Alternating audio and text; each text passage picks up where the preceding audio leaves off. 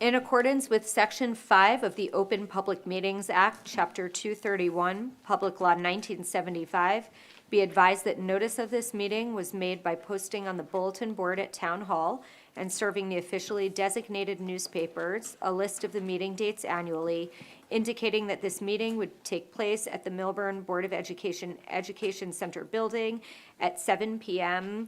on June 9th, 2025.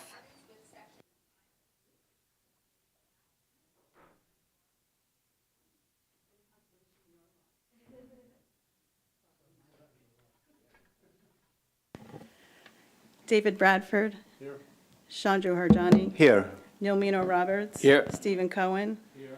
Vice Chair Joseph Caulfield. Here. Chair Jessica Glatt. Here.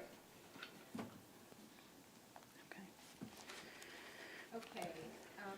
Before I get to the approval of minutes, I wanted to make an announcement that anyone who is here for calendar 4006-24, the property location is 3 Cora Way, and the applicant is Jesus Abraham. That matter is being carried to August 24th, 2025, so we will not be hearing it tonight. Do you know, Eileen, are we still scheduled to be in the Education Center in August? I think throughout till the end of August. Oh, And okay. then we're going to play it, Okay. that's the rest of our dates here. Yep, so that'll be here, back in this building. And again, that matter is being carried to August 24th, 2025. Okay, next up, we have approval of minutes. Are they all 3 of those? Yeah? All 3 are for approval. The March 7th, You mean March March 3rd 3rd? minutes, they weren't adopted correctly at the last meeting. Okay, I was gonna say, I We don't didn't do a remember motion and a 3. second and a voice vote, we just Okay, approved. So we're just going to do it to get them officially Okay. adopted. okay. So we're going to start off with the minutes of the March 3rd, 2025 meeting. Do we have any corrections or changes? Eligible to vote are Chandru, Neil Mino, David, Joseph, and Jessica. No corrections or changes? Okay. Do I have someone to make a motion for approval? Do I have a second? And second. All in favor? Aye. Okay, those minutes have been approved. Next up, we have the minutes of March 17th, 2025. Are there any corrections or changes? Those minutes? I don't see any. Would someone like to make, who's eligible? Eligible are Chandru, David, Joseph, Jessica. Okay, would someone like to make a motion? Motion to approve minutes for 3/17/25. I'll second. All in favor? Aye. Aye. Okay, last up, we have the minutes of April 7th, 2025. Do we have any corrections or changes? Eligible are Chandru, Neil Mino, David, Joseph, Jessica. Okay, would someone like to make a motion? I'll make a motion to approve. A second? I'll second. All in favor? Aye. Okay, then we have some resolutions. The first one is calendar 4020, -24, it's John and Regina Geisunterman, 88 Stewart Road, Short Hills. Who's eligible on this? Actually, there's only two eligible voters, and that is Chandru and you, Oh, because everyone else voted no on a portion of, we did it three Okay. separate ways. so. okay. Sure. So, are there any corrections or changes to this resolution? Would someone like to make a motion? That would be me. Motion to approve calendar 4020-24. And I will second that. Chandru Harjani, Yes. Jessica Glad. Yes. Okay, next up, we have calendar 4030-25, Hamid Sagari. The property location is 407 Hobart Avenue, Short Hills. Who's eligible on this one? Eligible are Chandru, Nomino, Joseph, Jessica. Okay, any corrections, changes, additions to this? Would someone like to make a motion? Move to accept. Do I have a second? I can second. Chandru Harjani, Yes. Nomino Roberts. Yes. Joseph Caulfield. Yes. Jessica Glad. Yes. Next up, we have calendar 4033-25, Liang Liao. The property location is 294 Taylor Road South in Short Hills. Who's eligible? Same four. Same four. Okay. Any corrections, changes, additions? Don't see any, hear any. Would someone like to make a motion? Motion to approve calendar 4033-25. Second? Second. Chandru Harjani, Yes. Nomino Roberts. Yes. Joseph Caulfield. Yes. Jessica Glad. Yes. Okay, last up, we have calendar 4034-25, Foster Wright. The property location is 441 Wyoming Avenue, Milburn. Who's eligible? Same four. Same four, okay. Any corrections, additions, changes, anything? Would someone like to make a motion? Move to accept.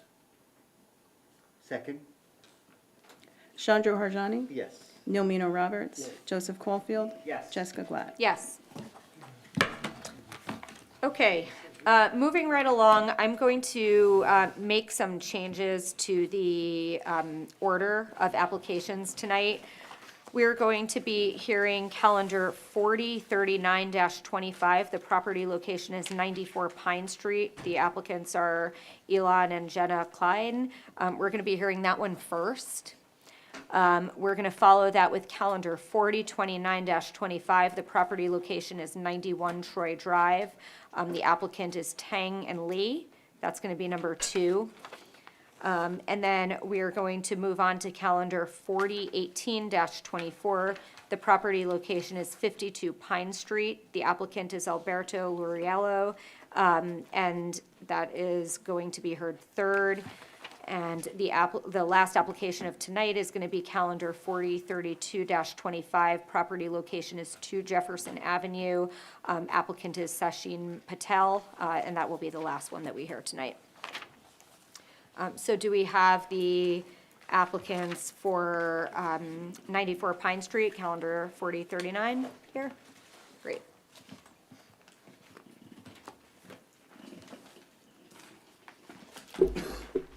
Just going to get you sworn in.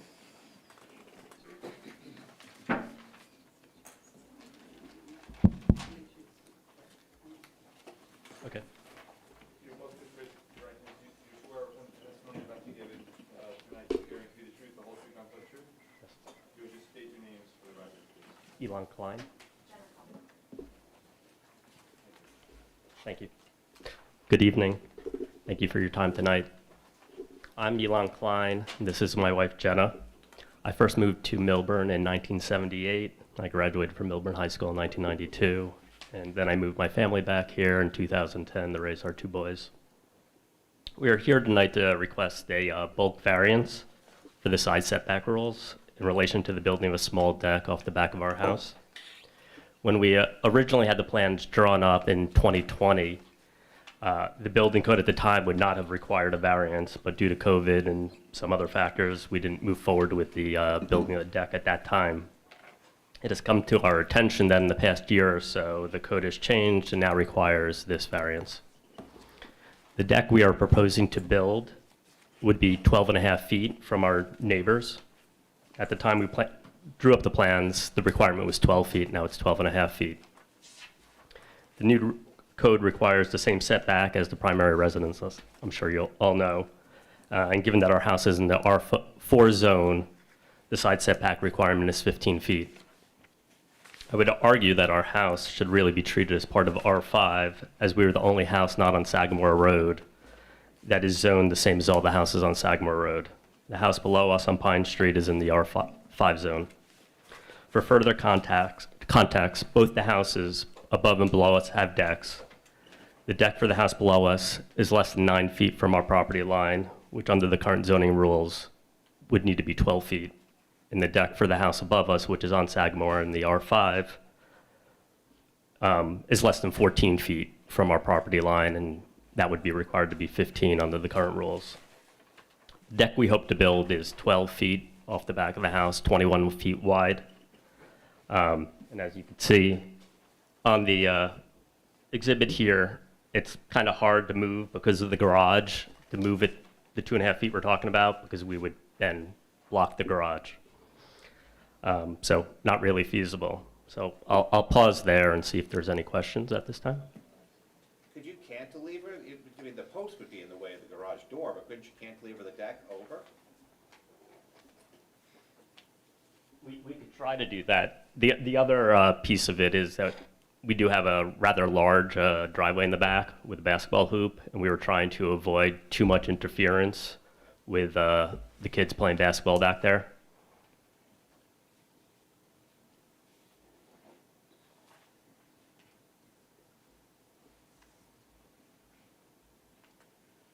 Any other questions? Yes, how much, the existing drawing does show some cantilever. Yes.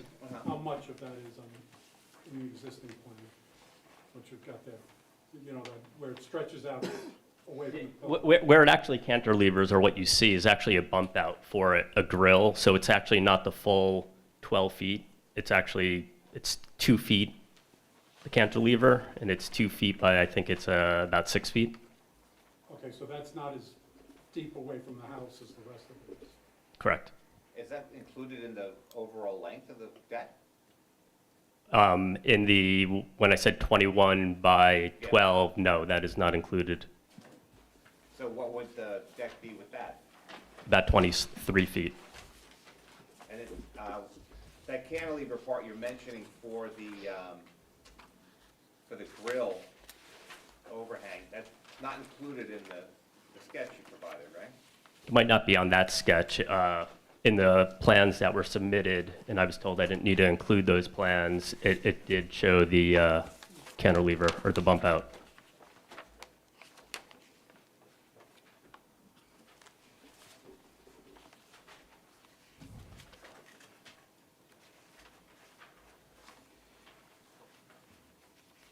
Is this brick pier, does that enclose underneath the deck? The brick It pier. says brick pier. There's a brick pier here, and then this is just a lattice in between the. Oh, because that arrow actually points to the lattice, not the brick pier. Sorry about that. So the lattice covers up those air conditioners? Yes.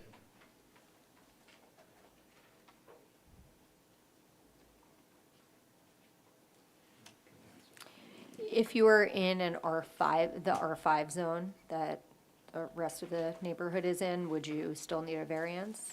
I do not believe so.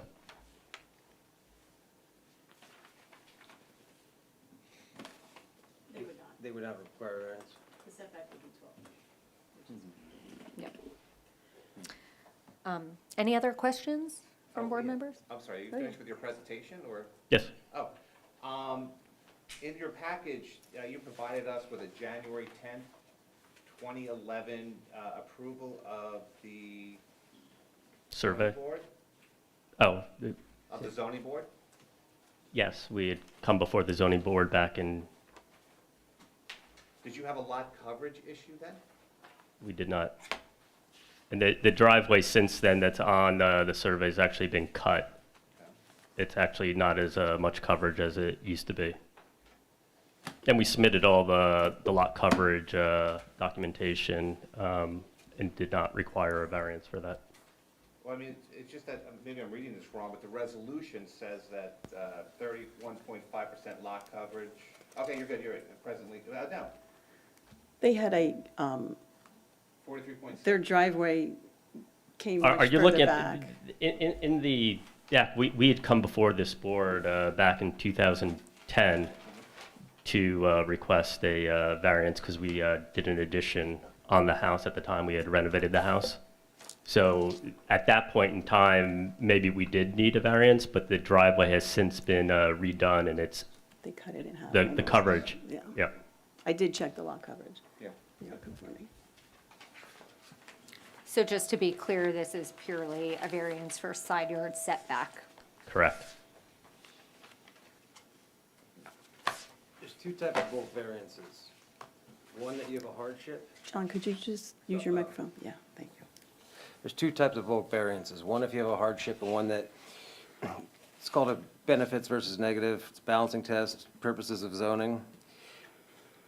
We kind of need something from you to tell us why you're entitled to this variance, whether it's a hardship or there's a section of the municipal land use law that gives us purposes of zoning, whether it meets those. And we need something from you as to which one we're looking for. Well, I'll say, in terms of a hardship, one of the reasons we trying to build a deck, not just use the patios, that we have elderly parents and using the stairs becomes an issue for them. So that's one reason, because this, you walk out the back. The other, just, in line with all the other houses in the neighborhood, having decks just adds value to the house and the rest of the houses in the neighborhood. Would you say that it's a hardship that your house is considered the R4 zone when every other house in the neighborhood is R5? And Yes. if you're R5, you wouldn't need a Correct. Yes. variance? Correct. So you're saying the one down the hill from you is an R5? R5, and every other house off of Sagamore is in the R5. We are the only house, and I double-checked earlier today, we are the only house not on Sagamore that is in the R4. Or I should say the R4? Yeah, R4.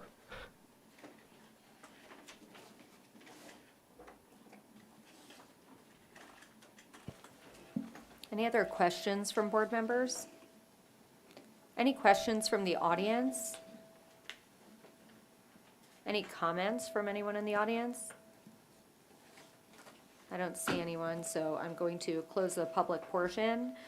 Board members, can you give me your thoughts? I'll start. I think these people have done a wonderful job with the property. I think it looks great.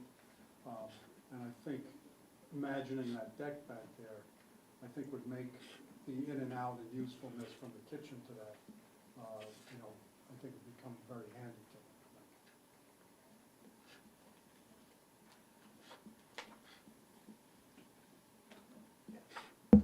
Yeah, I think you laid out the hardship point well, Jessica, just now, just moments ago, that the only property in the R4 zone, and that's one. And then again, from a personal standpoint too, the hardship kind of measures up the way I see it in terms of usage.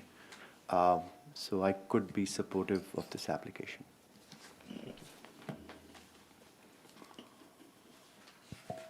Any other comments from anyone? Same thing, as my colleagues mentioned, I can see this, I could vote for this. I mean, I can see the hardship just by looking at it, walking in your yard yesterday. I looked up and down the street, and I could see what the offsets were as you went further and further down the hill, so I could be supportive of this. Thank you. Would someone like to make a motion? Make a motion to approve the variances. Okay, second, anyone? I can second. Was that you, Chandra? Was that Chandra? Shut. David Bradford, Yes? Chandra Harjani, Yes. Nomino Roberts, Yes. Steve Cohen, Yes. Joseph Caulfield, Yes. Jessica Glatt. Yes. Thank you.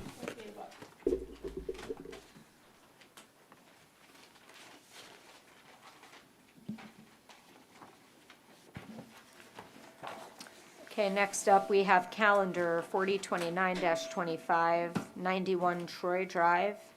The applicants are Tang and Lee.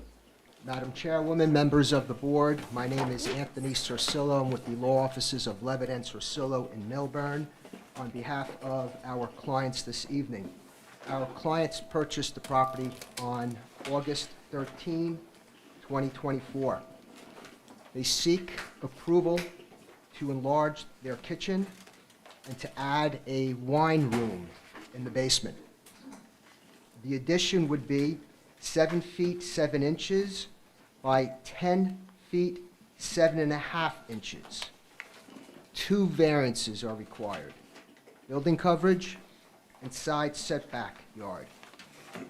The next door neighbors on Lot 12 at 25 Washington Drive had prepared a temporary access agreement that has been signed by all relevant parties in the event access is needed.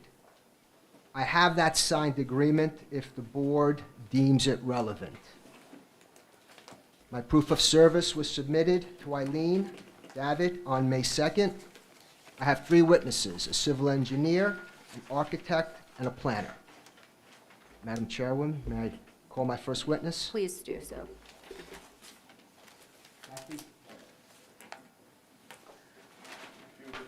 Good evening. Do you swear or affirm testimony about to give in this proceeding to be the truth, whole truth, and nothing but the truth? Yes, I do. Could you just state your name, spell it for the record, please? Catherine with a C. Mueller, M-U-E-L-L-E-R. I'm the principal and owner of Mueller Engineering in Warren Township.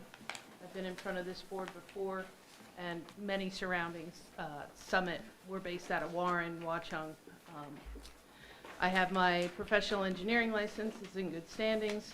I have a bachelor's of science of civil and environmental engineering from Clarkson University. Can I just ask that you speak a little closer to the microphone? Thank you. Do you need anything repeated? No, that's fine, just for, okay. Thank you. Your qualifications have been accepted. Okay, thank you. So tonight, we're here for 91 Troy Drive. It's known as Lot 11 in Block 4505. I have plans on the board.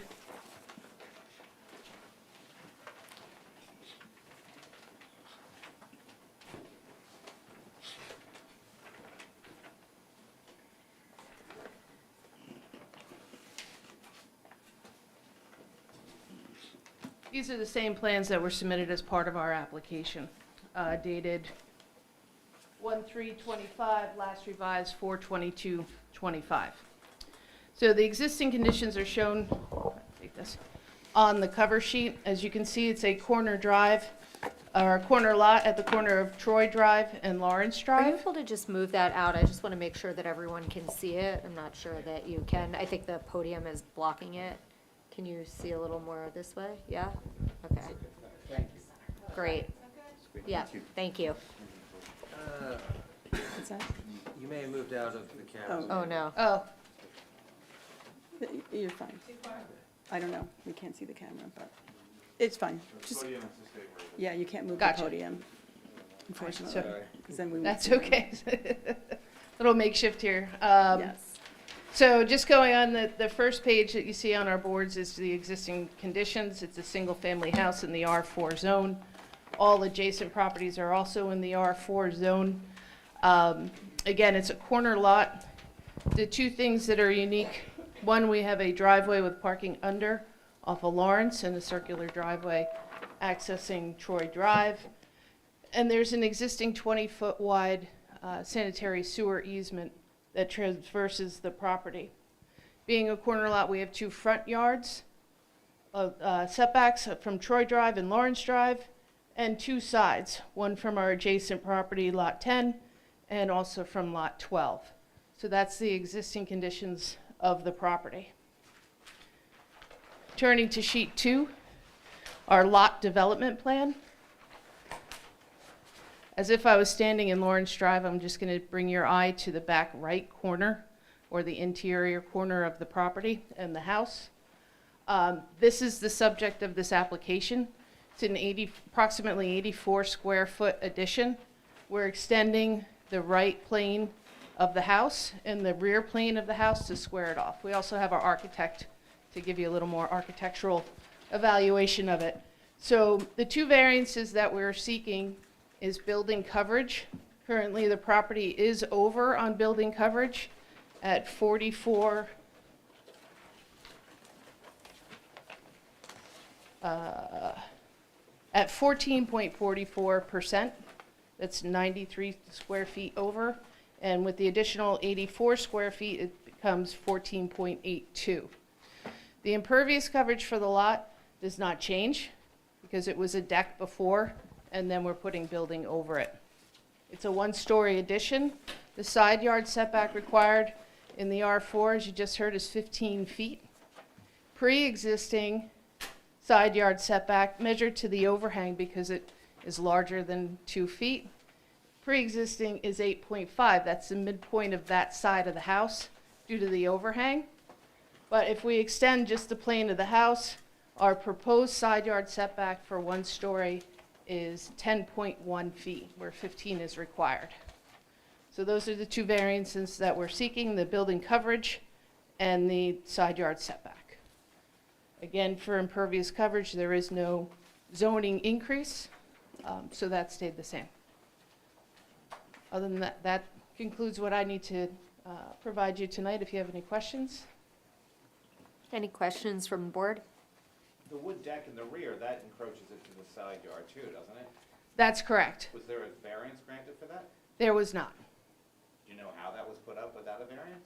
We do not. We noted as a pre-existing non-conforming, and we did go through a revision with feedback from the zoning officer to not indicate those as proposed variances since they were pre-existing.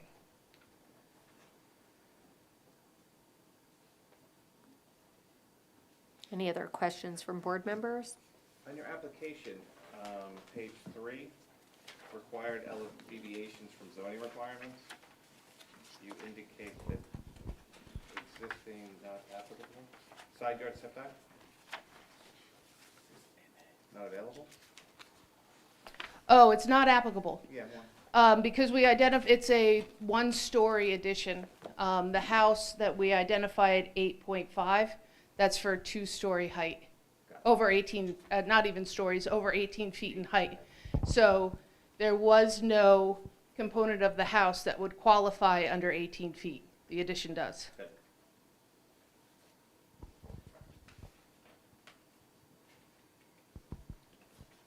Any questions from the audience? Okay, thank you. Thank you. Madam Chairman, I call Mary Ann Krill.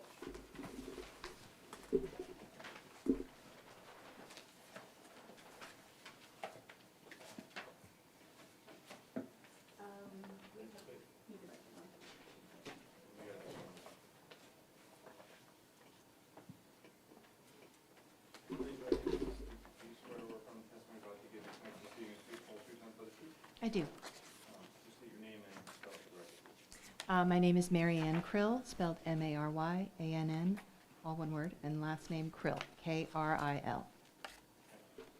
I'm a registered architect in the state of New Jersey, representing SEK Architects tonight. So we have a couple of Can you hang on 1 second? I'm sorry, My so, apologies. Please give us the yeah, you're- academic and professional experiences in the field of architecture. I'm a graduate of Syracuse University, and I have been working in the field of architecture for somewhere between 20 and 25 years. and is your license in good standing? It is, And have you presented before this board before? but not before this board, no. Have you presented before other boards in New Jersey? Years ago, I presented to South Orange. Where do you typically present, to, like, where's your typical clientele then? Or do you not really come before zoning boards? I haven't always done residential, Okay, so that wasn't always applicable. okay. Your qualifications are accepted. Thank you. Please describe to the board those areas that relate to the variance. Okay. We have some updated renderings that we wanted to share. They are shown here if you would like us to hand them off. Procedurally, we weren't sure if we should hand them before or just First, we can mark submit them this. later. We can mark this. Okay. As A1 with today's date. Okay? And this was just a colorized version of what was previously submitted? This is all new. We have colorized, am I supposed to do this? We have a colorized version that we can hand to each of you. We have a copy that we, if you'd like us to hand them out now. But this exhibit's totally new. The only thing that's changed is that there's apparently color, Okay, and that's we fine. changed the trees behind. We didn't change the building. So otherwise, this is the same as A100. It is, it's just in color. For the record, the filed plan is colored. I think for some reason yours was. Oh, okay. It's fine. It's marked, we'll leave it. Okay, so, moving on. What we have done is we are closing up the corner of an existing building in order to maximize interior space. The benefit of taking this particular corner, aside from avoiding the long sewer easement, is to unify the side of the building facing the back, which is technically a side yard, providing all unified windows and doors, all of which currently are different. And so the new design unifies the entire thing and provides a better elevation for the neighbors. And also inside is the smallest intervention we could use to give the owners the program that they are looking for interior for their kitchen renovation.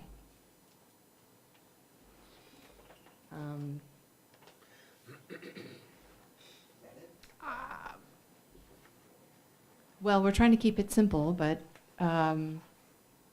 essentially, yes. Are there any questions from the board? Could you maybe flip to the second sheet and just show us the first floor on that? That's the basement you're referring to right now, right?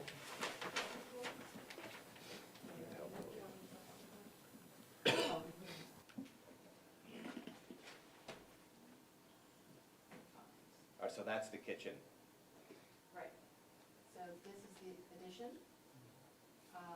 This is the existing kitchen. Can I take it out? Thank you. Okay, so this is the existing deck and the existing plan, minus the addition portion we'd like to add. And this is where this becomes squared off, and all of these windows and doors get replaced along this facade, facing the neighbors. There are no effective windows on this side, on the short side where the setback variance applies, with the exception of a very small basement window, almost below the first floor. So,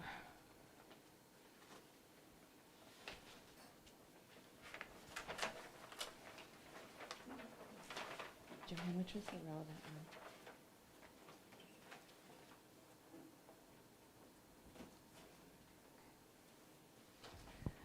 So this is the existing facade, 3 different windows and door types. This is the unified windows and doors along with, in the zone that is being replaced.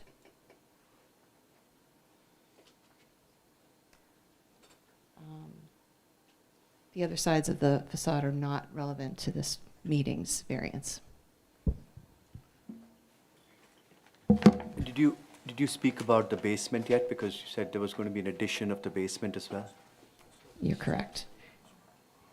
This is the portion here, and this is the window I was mentioning. This is just a light, basically a light source into the basement. The deck noted here is the existing deck to remain.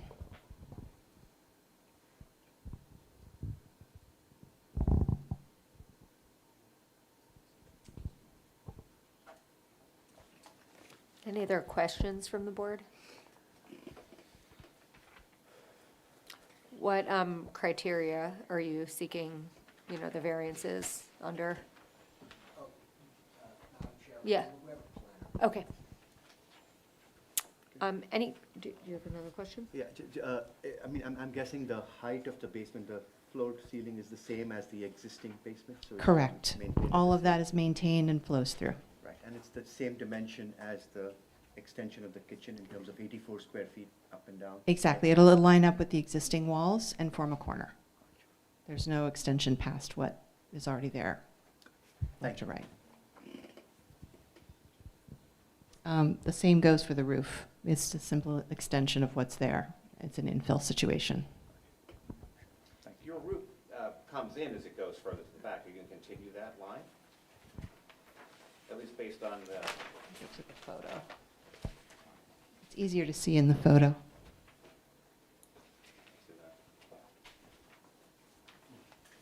that's there. So there's this is the line of the existing, and it'll come and match up with this existing eave. Okay. So that eave line will just continue and meet this roof where it terminates.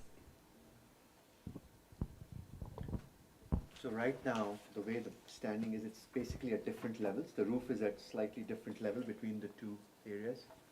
Ever so slightly, because it steps back. It only extends over the existing wall with maybe a 12-inch overhang existing. Right, so it'll all line up as it comes down. It will line up when it meets at the corner, correct. Thank you.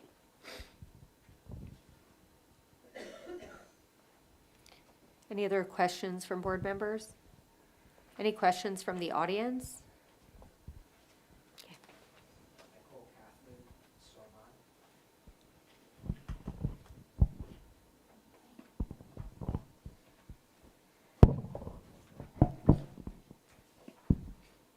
Raise your right hand. Do you swear upon the testimony about to give in tonight's proceeding a truthful truth and but the truth? I do. Your name, spelled for the record, please. Catherine with a K, last name Sarmad, S-A-R-M-A-D.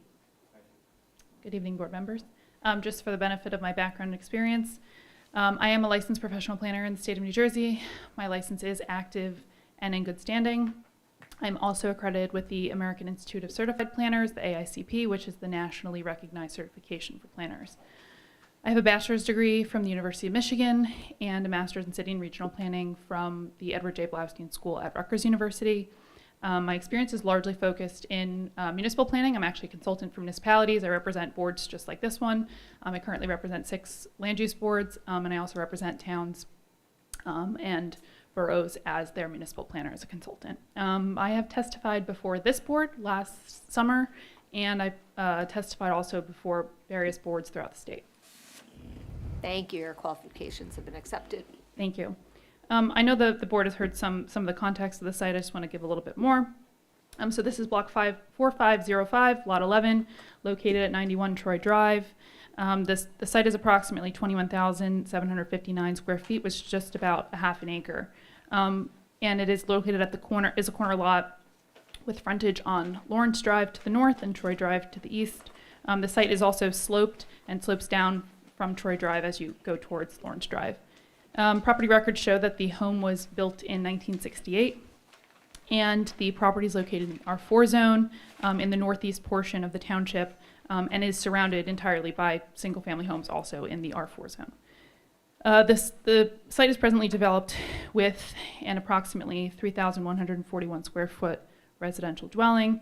The architectural character of the home could be categorized as a custom or a mid-century modern.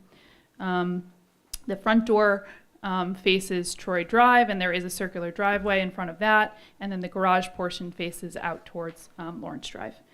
The site has existed with the home as it stands for nearly 60 years. It is in a unique configuration on a corner lot. There are 2 side yards and no rear yard on the property, and the home was built approximately 8.5 feet between the roof line to the side yard at the northern property line, and has existed that way.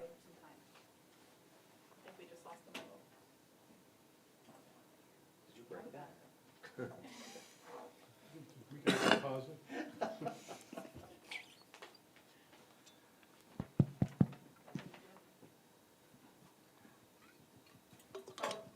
It's probably my cue not to talk too much.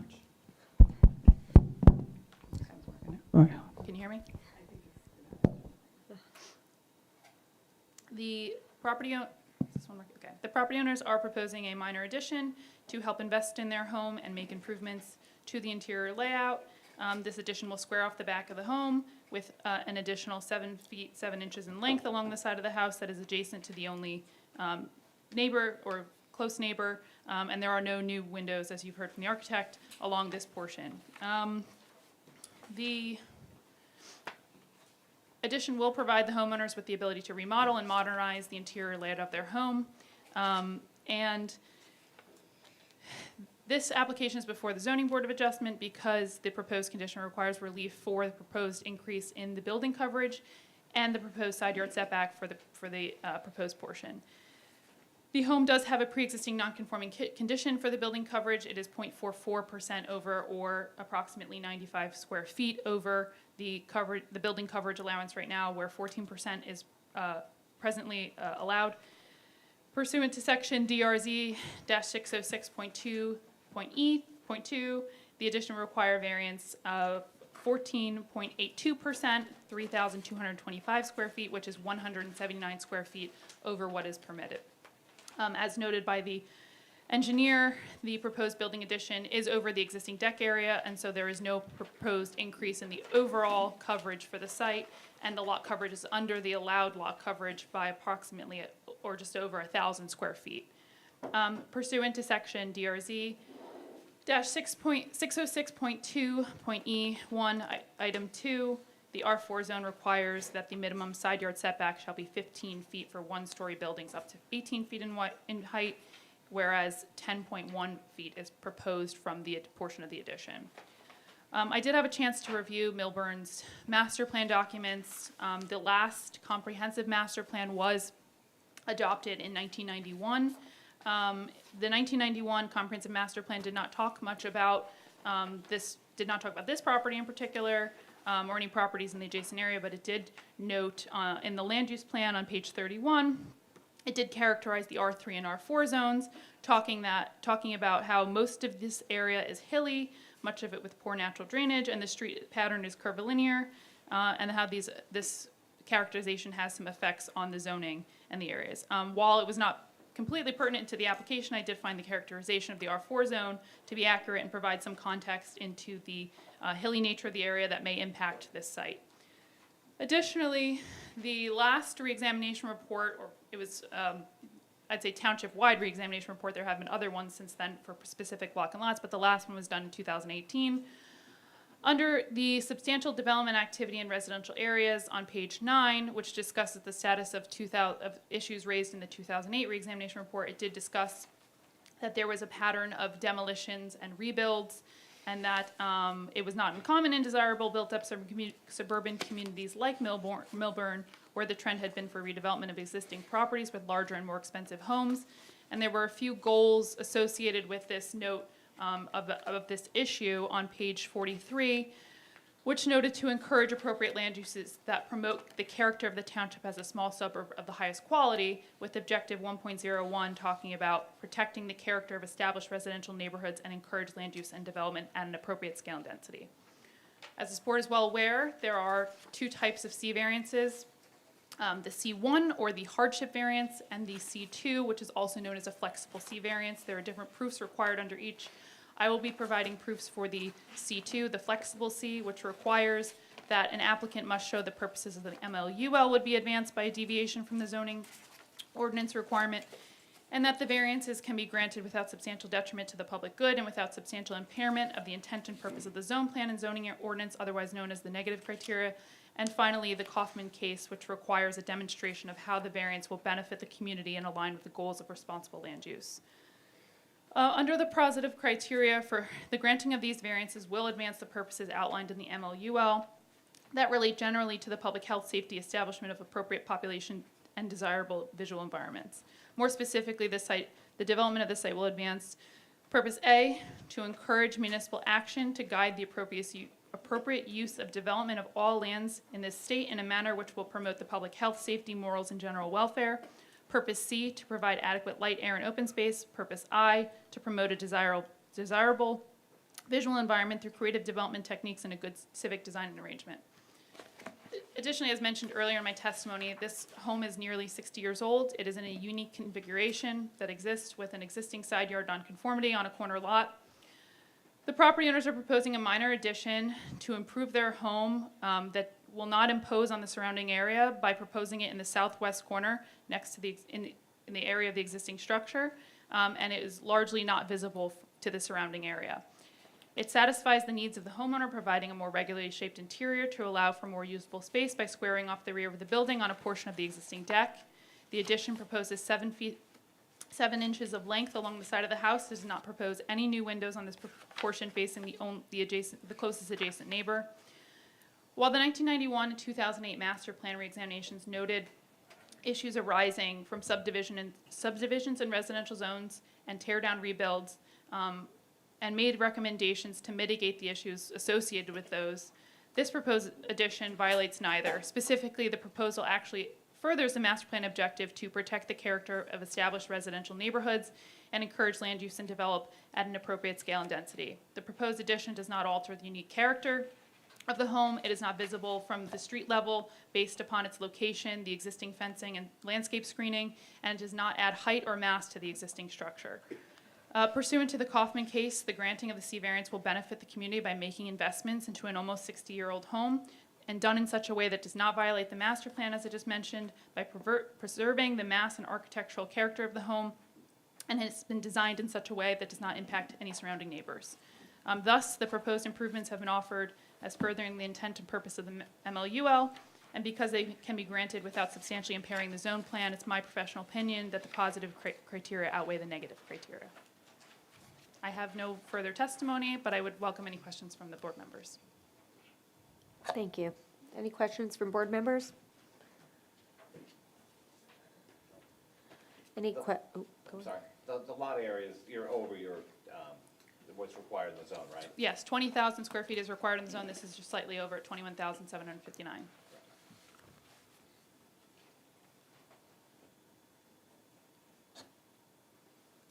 Any other questions? Any questions from the audience?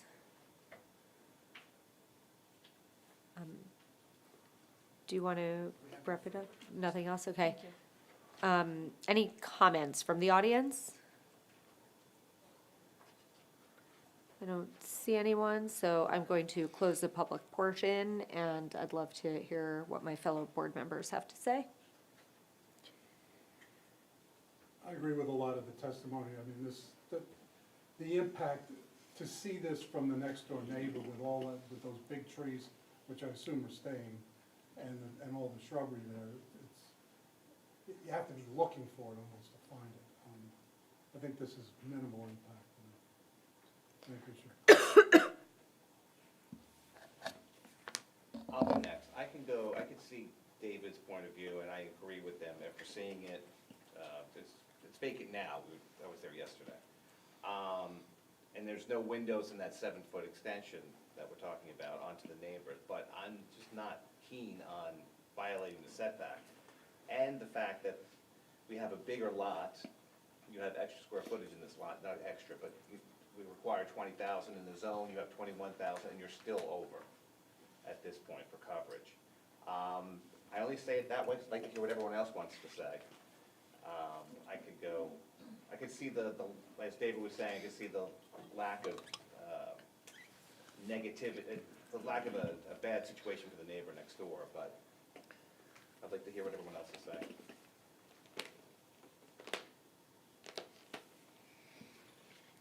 Can I get some more thoughts from board members? Go ahead, Chandra. Yeah, I was going to say that I personally don't like the, overage, given that you're already at 14%, and then you're going, this is something to what Joe's point is. But from an aesthetics perspective and all the testimony that was provided in terms of, the positive criteria as well as the case that was mentioned, I don't see any detriment, and I kind of tend to buy that testimony in terms of, overall it's in line with what the master plan suggests, and in terms of what impact it will have, or rather lack of, negative impact on the neighborhood. So on balance, I could be supportive.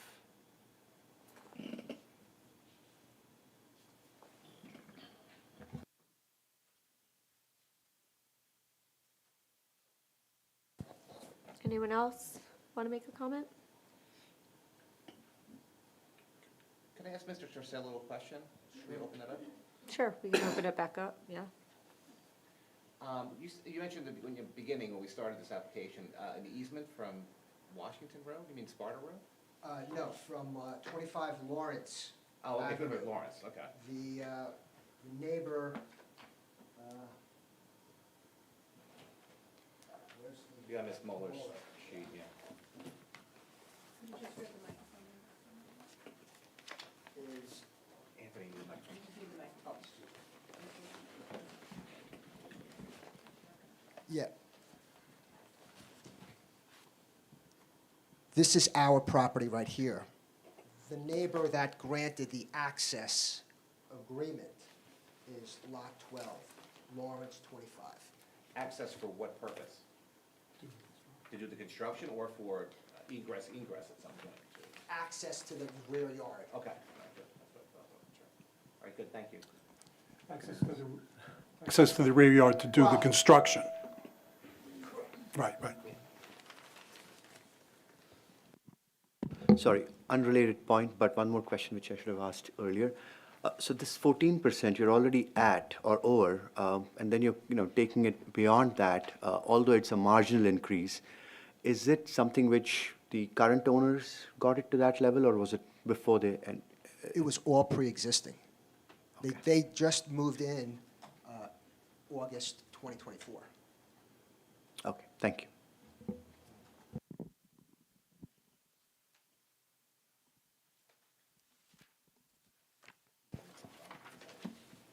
Any other comments? I'll go, the building coverage, I understand what, some of my board members' concerns are, that it's, already pre-existing overage, and now we're asking for more, but, again, these are new owners, they had nothing to do with what was already there. I think it also makes a difference that the coverage is going over, like decking anyway, so we're not, it's already covered, and then we're putting it over a deck. It's not like we're putting it over grass or anything, so that, definitely helps sway me. I think that they have made a good case for the, positive and negative criteria, and I could support the application. Would anyone like to make a motion? I'll make a motion to approve the variances as requested. Would anyone like to second that? I'll second. David Radford, Yes. Sean Drew Harjani, Yes. Neil Mino Roberts, Yes. Steve Cohen, Yes. Joseph Caulfield, Yes. Jessica Glad. Yes. Thank you very much.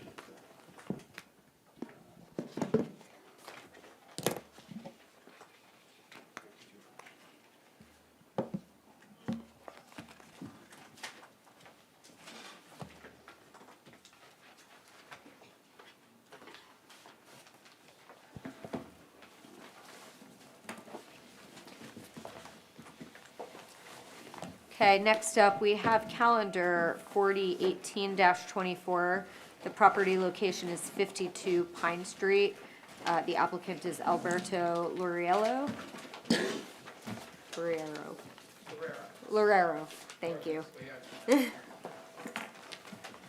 Yes, Betty Grayson of Grayson and Associates, appearing on behalf of the applicant tonight. Could you just please hold the microphone a little bit closer? A little closer? Yeah, Okay. really, thank you. No, I know you have to get it down.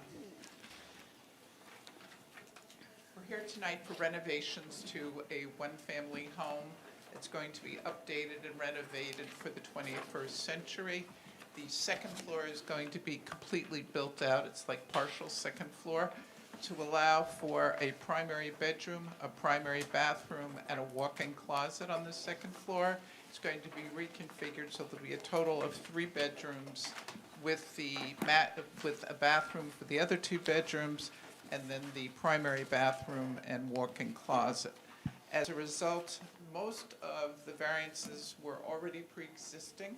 The only other thing that's being added is there was a broken-down shed and they're asking to build a garage there, which creates some of the other variance requirements.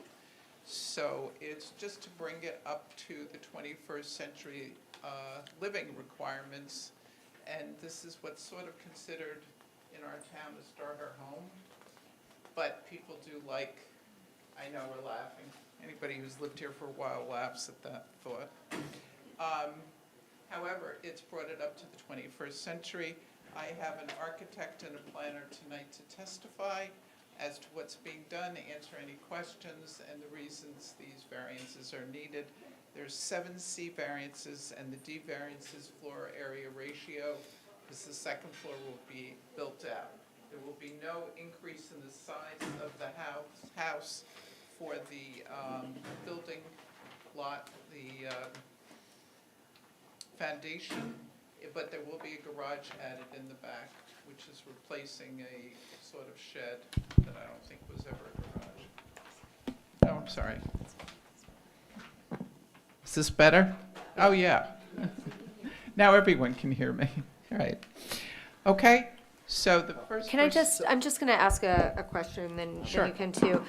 You keep mentioning that the project is not for expansion, but for modernization, but you are adding on quite a bit of square footage to it, We're right? adding the square footage on the second floor that's going to be within the boundaries of the first floor foundation. Okay, They're not expanding the foundation. It's just, as the current plans, the architect will explain it, the second floor was like half of a floor almost and had slants so that it wasn't usable space. And it's not that it's expanding the first floor. So for instance, there is an average front yard setback required 31.4 feet and proposed is 22.6. They're not expanding the building in the front. It's just this is the way it was built 75 years ago probably, and there were no zoning requirements then. So the only thing they're adding to the square footage in terms of the lot is the garage. okay, but you are still adding square footage, Oh, no, whether we're it's adding beyond, you know, Yes. the No, it's definitely foundation adding or living square within, footage, yeah. but they're not expanding the envelope of the property. Yeah. Except for the garage, yeah. Okay, I'd like to. Did you, pull hold that- on one second. Just a clarification, you mentioned 6 C variances and 1 D variance, right? 7 variances and Se- 1 D. 7 plus 1? 2, Correct, 4, okay. 6, 7, yes, 7 plus 1, thank you. yes, okay. Some of which are pre-existing, based on the way it was built before we had zoning requirements. I'd like to call the architect. Do you swear or affirm the testimony about to give next to being the truth, whole truth, and the truth? I do. Your name for the record, spelling your name, please. Jorge Fernandez, Jorge Fernandez, registered architect, business address 75 Parkhurst Street, Newark, New Jersey. Mr. Fernandez, could you please tell the board your educational background? I have a bachelor's in architecture from NJIT. I've been practicing architecture for at least 15 years. I have been licensed for the last 6 years, and I've appeared before a few boards in Essex, Passaic, Bergen counties. How many boards would you say you've appeared in front of? How many times have you appeared in front of a board? Right now, it's over 100, definitely. I'd like to move to have it accepted. Sure, qualifications have been accepted. Thank you. Thank you. So the exhibit S1, which was submitted to the board, shows the existing and proposed site plan. The existing site plan shows a one-story area here on the floor plan on the northeastern section of the floor plan of the first floor, and that is a sunroom. And what the addition that we are proposing is to add a second floor to that sunroom so that we can enlarge that second floor and be able to provide larger bedrooms as well as another bathroom on that level. I can go into the D1 page, which showing the existing floor plan of the house. So we have here on the first floor plan We have the entrance on the right. We have the sunroom on the left. We have the dining and living rooms in the center and a kitchen in the rear that gives access to a small deck. There's also a stair that goes down to the basement. The basement was roughly unfinished. It did have a small powder room and mechanicals. The second floor has 3 bedrooms currently and 1 full bath and a small storage area. The attic is also unfinished and does not have living space.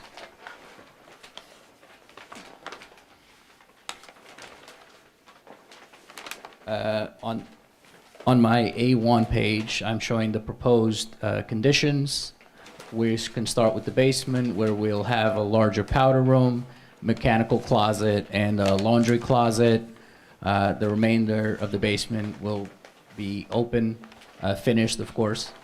On the first floor plan, the entrance is in the same space.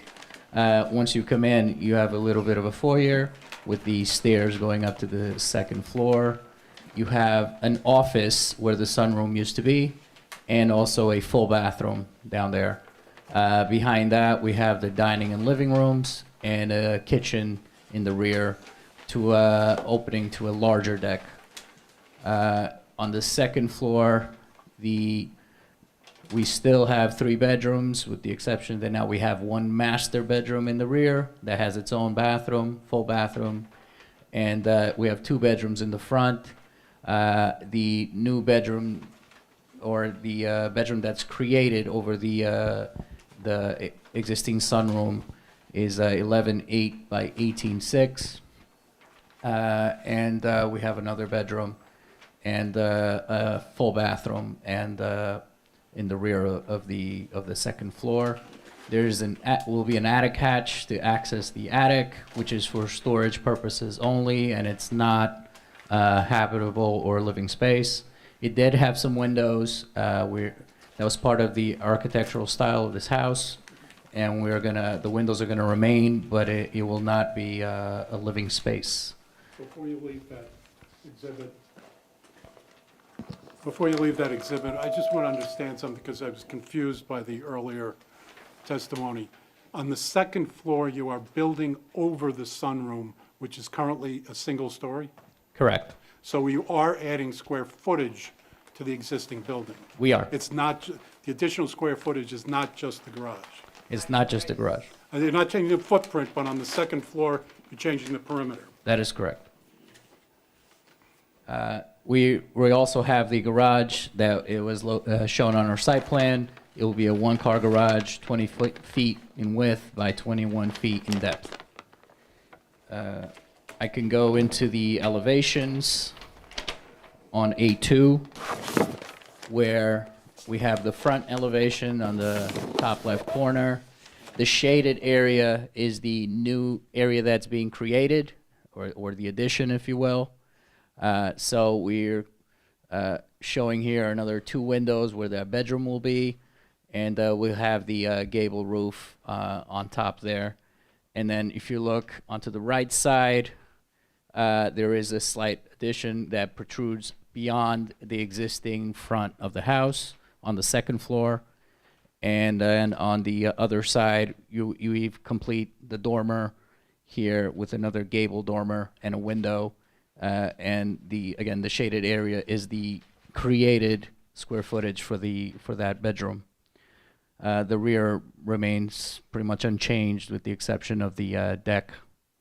In the bottom here, we have the elevations of the garage. We have the garage door, 16-foot garage door in the front. We have on the right elevation a small window and door, access door for the garage. And the remaining rear and left elevations don't really have windows.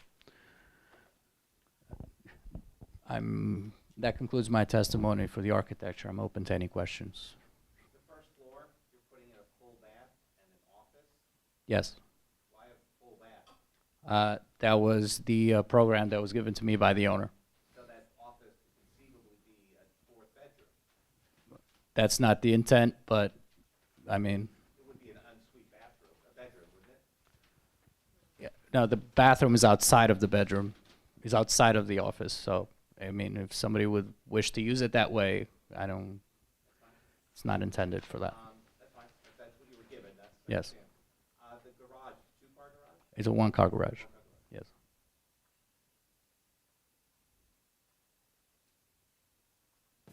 Are you aware if this house was built without a garage at first? Or was there a garage that was converted to something else? It doesn't appear to me that it ever had a garage. It did have a shed back there, but it was not large enough for a garage.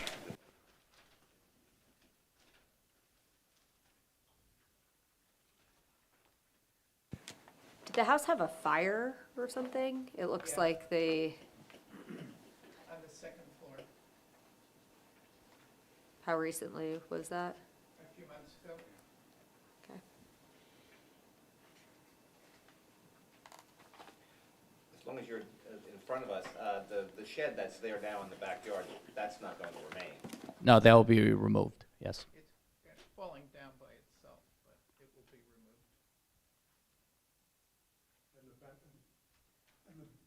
removed. As you're facing the back of the house from the backyard, the portion on the right has essentially been demolished already.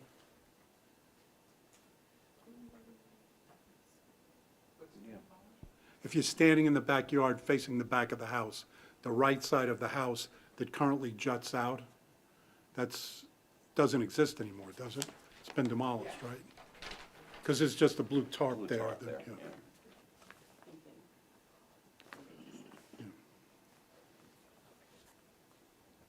I'm not aware of any demolition in the rear. Is he talking about the sunroom? No, the sunroom, it will be in the front. The front? No, this is in the back. I believe they started demolishing without the proper, so they were stopped. I believe. I have not seen that condition.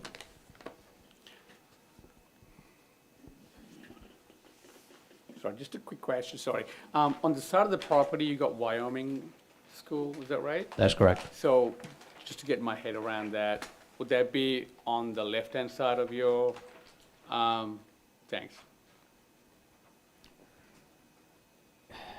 I believe Wyoming School is on the right-hand side here. Right. And the additions will go over there, yeah? Right there, Gotcha. yes.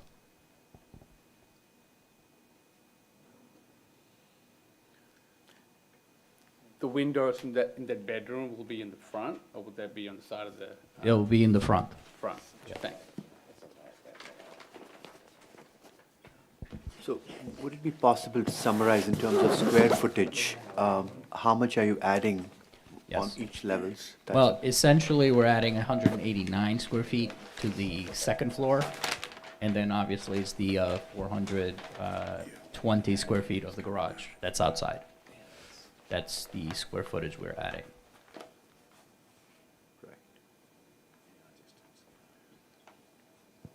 Did you try to do anything to minimize any of these variances that you're requesting when you were in the design process? Without creating that addition on the second floor, which would be existing non-conforming variances anyway, I think the remainder of the variances are purely due to the fact that we are adding the garage, the impervious coverage, and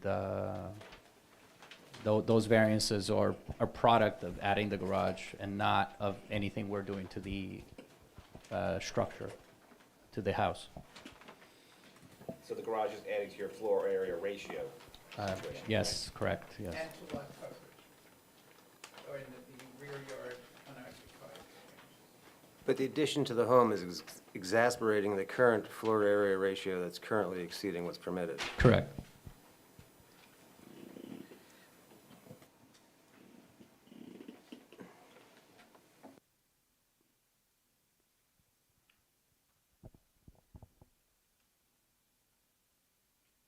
I'm just waiting because some of you Yeah. are looking at the plans if you have more questions before we move on to the next witness.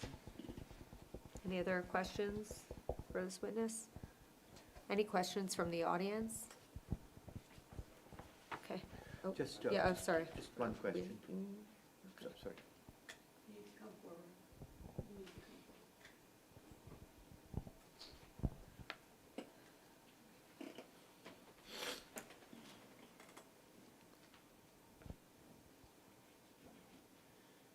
You're not adding to the front at all. One sec, you just have to state your name and your address, Sharon Kelly, and your address. 57 Pine Street. Can you just let us know where your house is in relation to this, the applicant's house?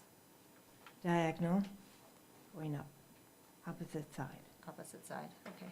And what is your question? I just want to know, are you adding to the front of the house? We're adding to the second floor.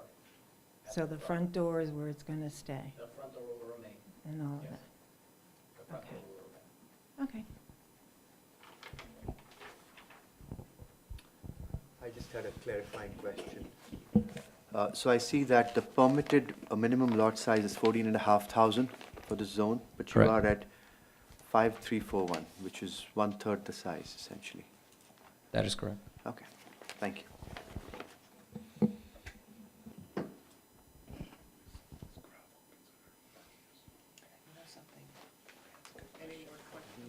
Any other questions from the I just board? wanted to clarify, and for our attorney, this, is the proposed gravel driveway considered impervious in the count?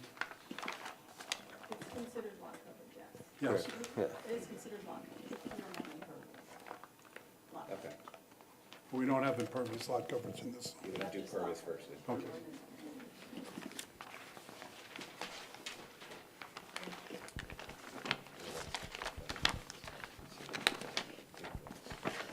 I think we can move on, yep. So, call up the planner, please.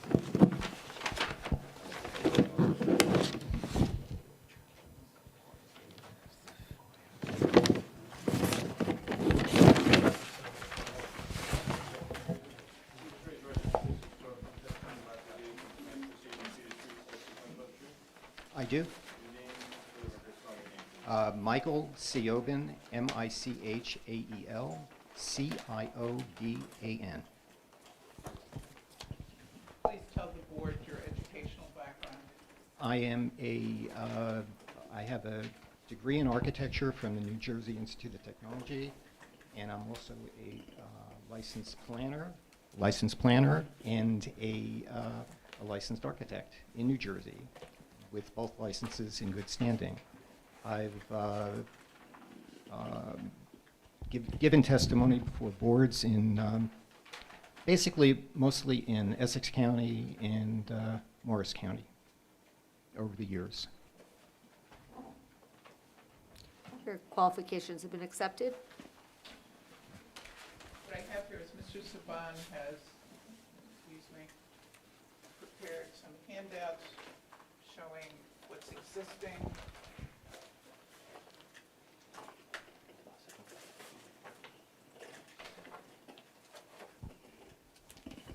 Thank you.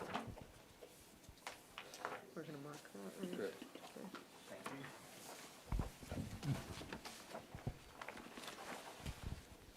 This would be marked A2 as the site plans are A1.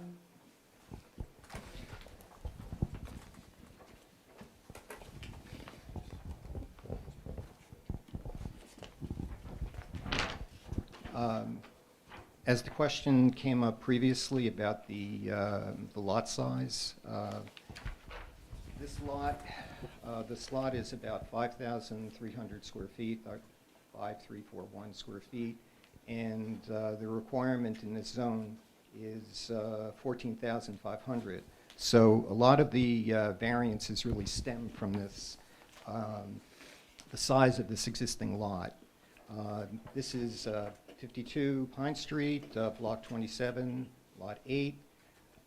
Block 207, this particular lot in Block 207 is the smallest lot on this property, on this particular lot.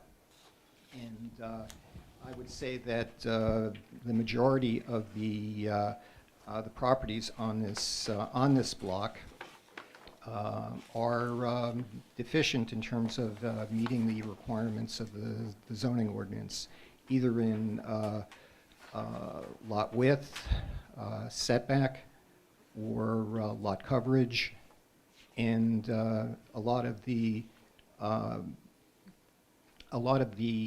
variances here stem from those inadequacies for this particular lot. The first variance that we're looking at right now has to do with the garage. And right now, the garage is designed as a 20-foot wide by 21-foot deep building, 420 square feet.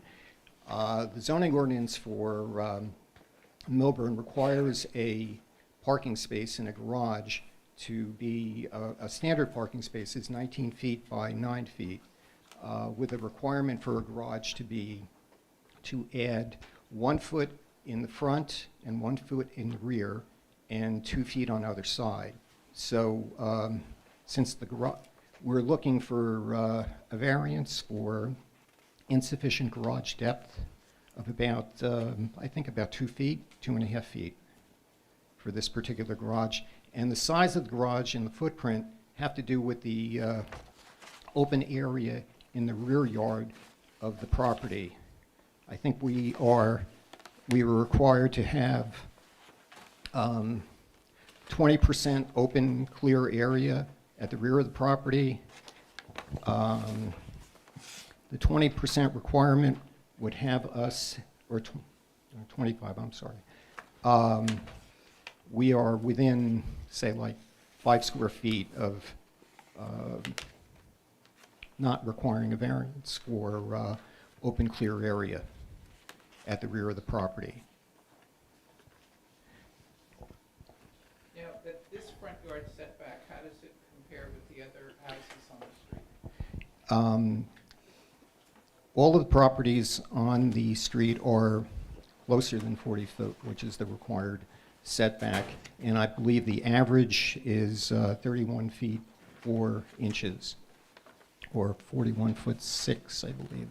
So basically, this is 22 foot 6. It's the closest property for the 5 other properties or houses on that side of the street on Pine. As per the question from the audience, which is left, you're not expanding the front of the house at all? The front of the house is not being, there's no expansion to the front of the house. It's just a second floor that's being added to the area over the sun porch. And it's being built to the side of the Wyoming school. Now, Facing. there are 2 types of side yard setbacks, variances required. Can you Right. explain? Well, the way the property is set up right now, there is a 8'9" setback on one side of the house and about a 10.2 foot setback on the other. On the 8'9" side, we're looking for, there's a requirement for a 12-foot setback, and we don't really comply with that based on the existing conditions of the house and the siding of the house. And we also do not comply with the requirements of the alternate or the additional setback requirement where the property is above 16 feet in height. So there are 2 side yard variances that we're looking for. And both of those side yard variances are pre-existing? These are all pre-existing conditions, yes. And now the building coverage? Okay, the building coverage, actually, we are not adding to the footprint of the building based on adding square footage to the house. We're adding a garage at the rear of the property. We are also demolishing a covered porch at the rear of the house and a shed that's at the rear of the property. And now for the lot coverage. For the lot coverage, we are, because we are looking to construct a garage at the rear of the property, we are extending the gravel driveway to the face of the garage door. So that's adding to our lot coverage. That and the rest of the second floor you're adding? Correct, yes. And the rear yard unoccupied? The rear yard unoccupied again. The lot area is, the minimum required is 25%, and because of the garage that we're adding, we're kind of going above that area required, the minimum required. Now, the floor area ratio, which you're adding on the second floor and finishing the basement, and the garage is requiring the variance? Yes. The existing house, the way it sits right now, is at about the FAR for it with the first floor and the second floor is about 34%.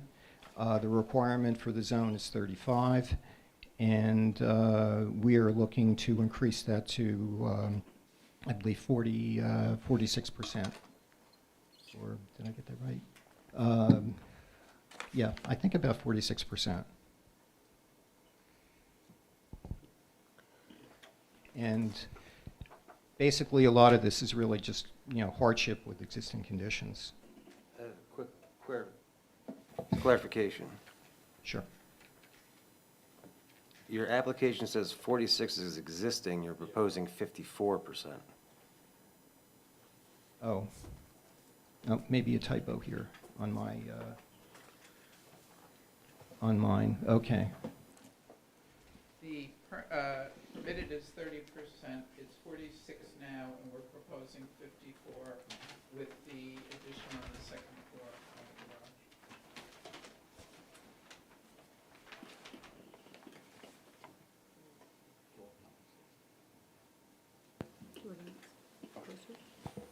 Sorry, just a clarifying question. So the floor plan drawing T1 says permitted 35%, right? And then existing 46% and proposed 54% for FAR. Right.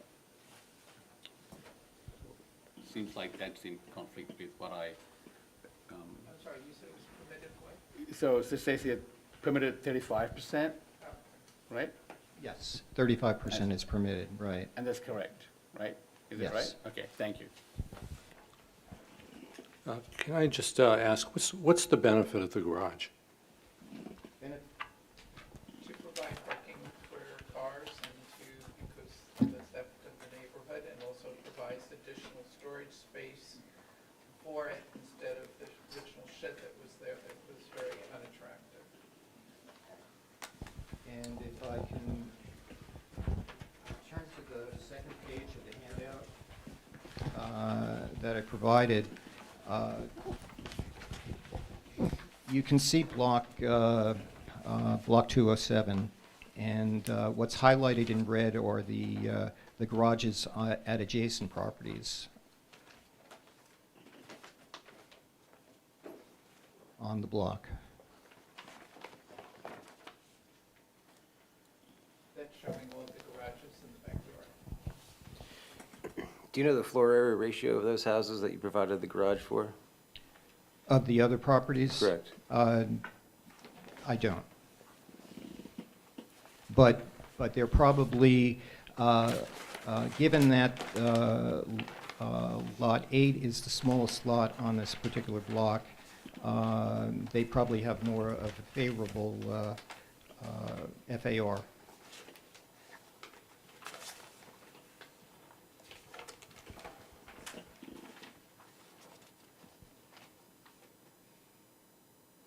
Just while we're here, in the site plans in front of you, could you just look over there and just tell me the depth of the garage? Depth of the garage, the way it's shown, is 21 feet. But your Footprint. The footprint is, but you're proposing a 19.5-foot garage? because the 21 foot, you can't use 1 foot in the front and 1 foot in the back for existing parking. Well, the dimensions are in, our requirement is for interior. Interior, And interior you're showing- dimensions. You're showing a 21-foot 20, exterior. 21-foot interior dimension for the garage. Right, but you're showing 21 feet on your drawing, but it's exterior. This is the dimension exterior, which Right. goes to the floor area ratio and lot coverage. Correct, right. But it's not, it's not enough for this town's requirements. Town would require, as you just said, more because of the space in the front and the space in the back. Great, thank you. That's why we need the variance on that issue. Eileen, there's an ordinance to have garages in this neighborhood, right? I mean, it's within the code, like they're supposed to have a garage? Correct. Okay. Yeah, The ordinance requires one. yeah. And it's a permitted accessory use. So where is the car currently parked? I mean, without a garage, it's just on the driveway? It's in the driveway on the side of the house.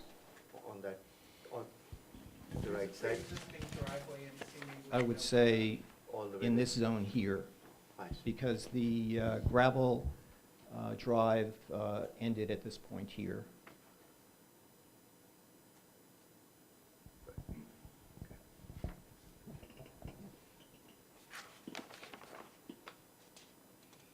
Any other questions? Any questions from the audience?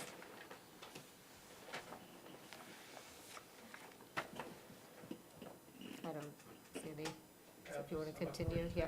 This is an application for 7 C variances, some of which are pre-existing, and 1D variance to update this and modernize this house for more traditional uses today of primary bedroom, primary bathroom.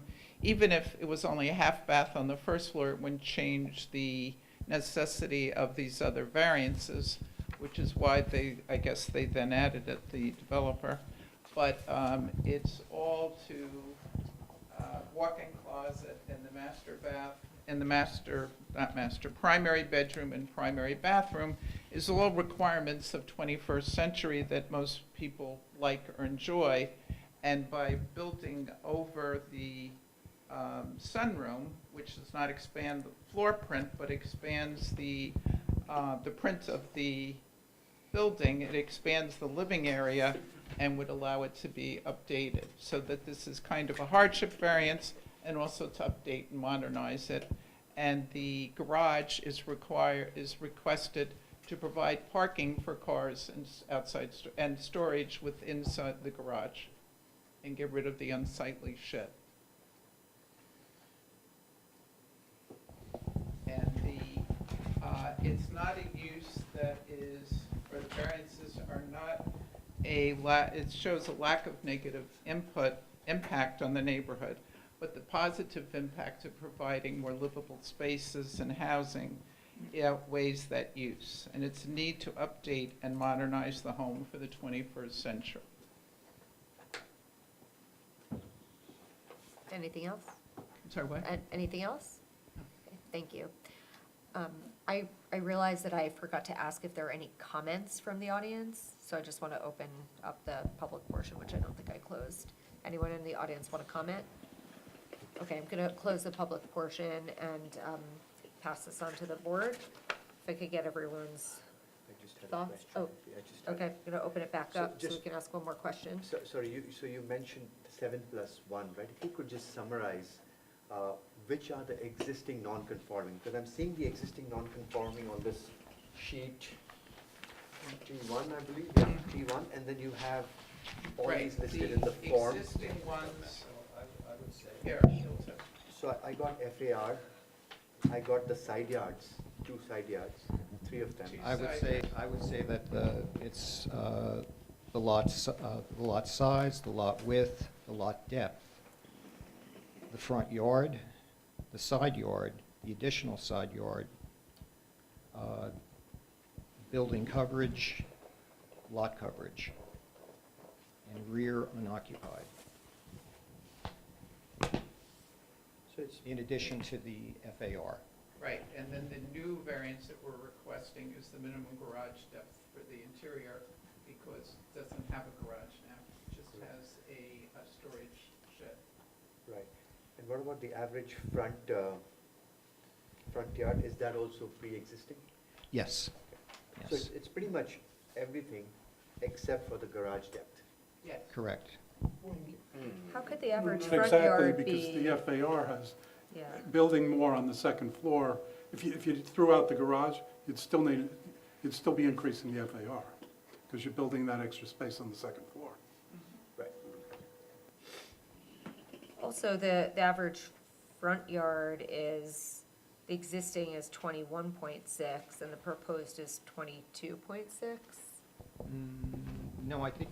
Or did you change that? I'm looking at the, It didn't change. It's 20, unless it was a typo, there's no change to the front yard proposed. It says 21.6, and for some reason, it shows 21.4 or something, I'm not sure. But it's not being changed.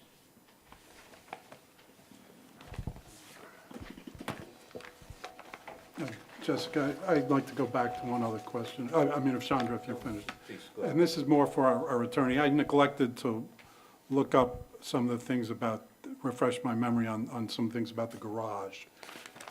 You know, a 420 square foot garage, is that is that around the minimum for a one-car garage? Well, I think Eileen said it has to be 21 feet depth interior. Is there any requirement for a width interior? 13 13 feet. feet. 13 by 21 is what the new ordinance. Okay, so this is an oversized one-car garage.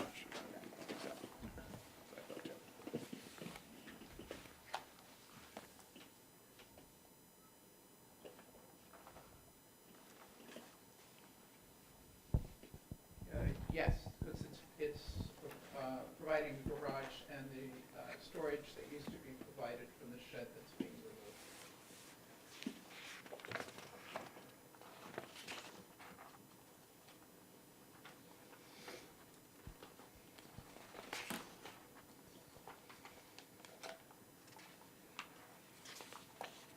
I'd love to get some thoughts from the board. I'm going to start out just saying this is a really tough one, in my opinion.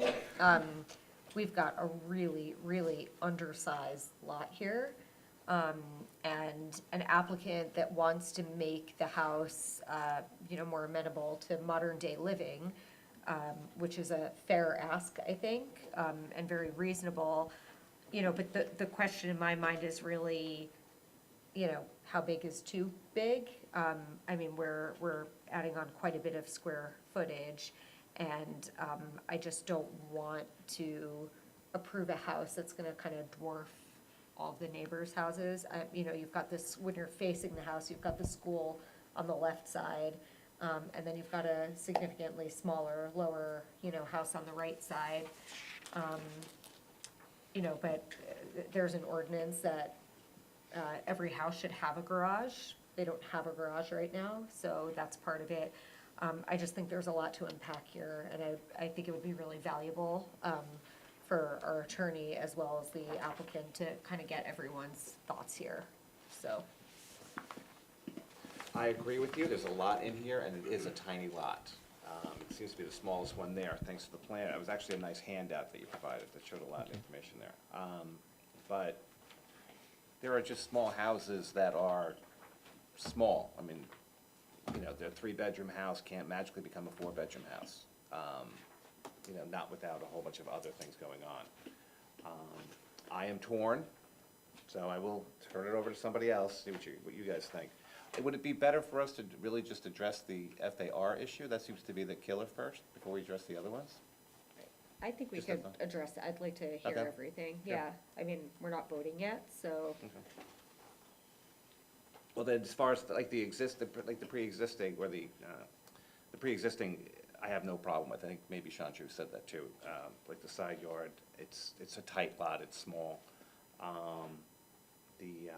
It's just, when you start throwing in the square footage we're adding, as you said, the numbers look very big on the sheet. Yeah. When you say 24% increase over something that's over anyway, that's, for us as a number, it becomes kind of ungainly.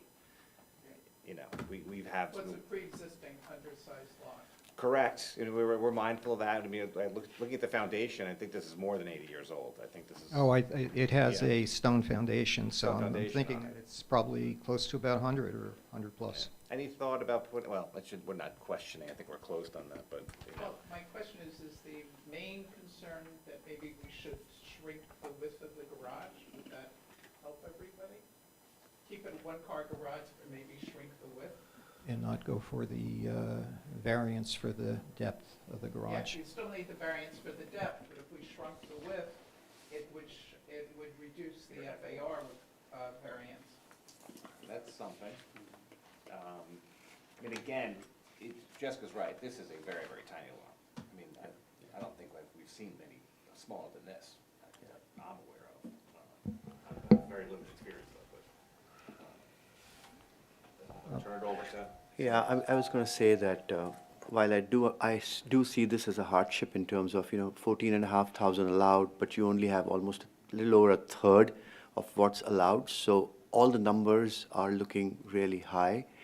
But it's also got the optics then, you're talking about 35 allowed and you're at 54. So, it's like almost, multiple of almost 2 in some cases. Agreed, it's all pre-existing and it's an old lot, but I think it becomes very bulky given the size of the lot is what I would agree with, Jessica, in terms of the way it was. It can only accommodate so much, I would think, and it's sort of, it's been there for a long time, so, nothing that the existing owner we could point to, but generally the way it is right now, it'll look too bulky, and given the streetscape, I think it might not fit as well, I would think. That's my view, but again, If, I'd like to if hear I, other if, views. if I can add something to that, there is no additional increase in height for the house. I believe the house right now is at 27 feet, and there's no increase in height to it. I think the requirement in the zone is 32. Most of the volume is really going towards the school side of the property, and the way the terrain is here right now, this house is probably about maybe 12 feet above the level of the school, and I believe that's like a gymnasium or not familiar with the school itself, but I believe it's like a gym or common room to the school, and that side of the school really doesn't have any windows. It really just has 2 egress doors coming out of it. So, from a visual impact or from adding that additional volume or to the envelope of the building facing the school, I don't think there's an impact to the neighborhood per se. I mean, that's fine for the side of the school, and I would agree with you there, but I think maybe, I wouldn't speak for Sean Drew, but maybe the full appearance is from the front. You're just essentially putting out, just projecting that whole It's out. basically, it's not projecting out, it's really just going up in it. Up, but I mean, a lot of times you see with either they'll take that second floor and they'll set that back and give it, sort of a Well, it was on a slant now. It's on a slant now, so it does protect that.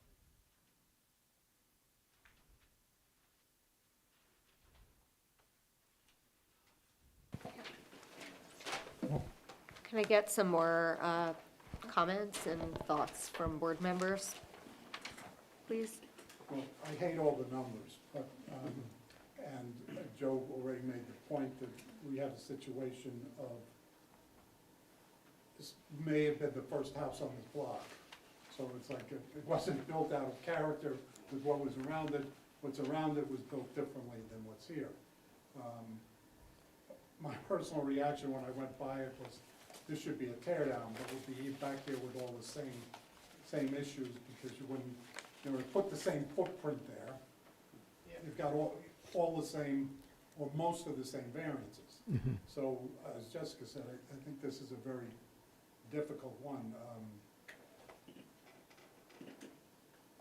I feel like, given the amount of overage on the FAR, personally, to do so much with the garage, you know, the garage feels like a reach in this.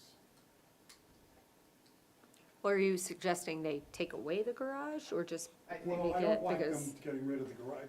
People Because you should have need a it, garage, you yeah. know, I mean, with To the number of reduce the cars. width that as are- I yeah, offered? that's what I'm thinking. Yep. but, Okay, the owner would do that, that's no issue.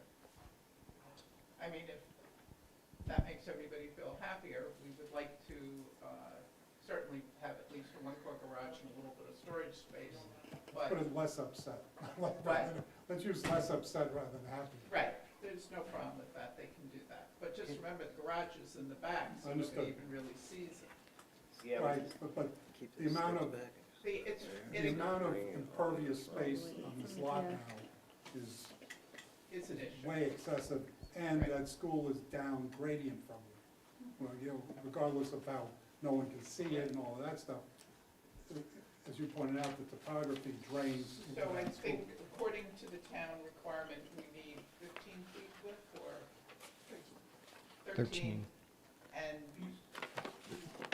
20. So we would leave it at 21, so you're probably going to need exterior 22 depth and at least 14-foot width.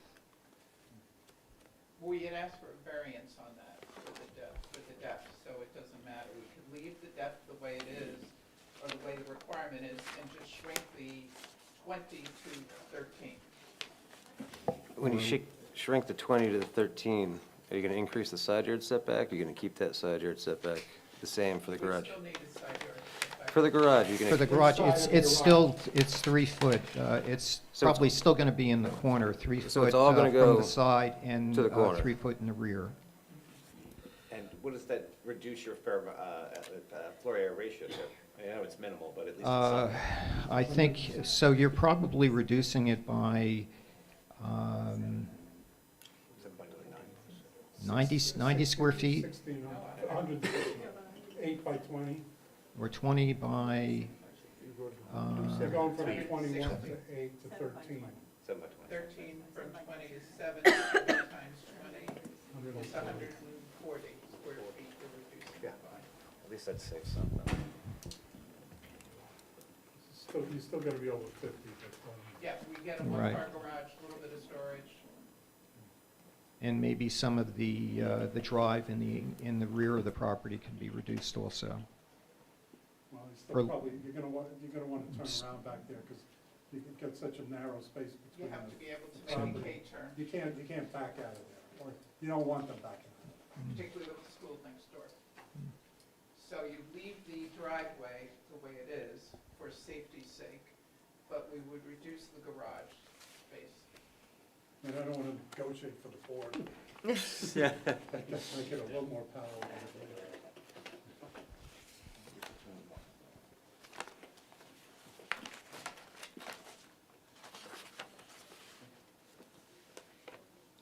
Would you consider stepping back that second floor addition?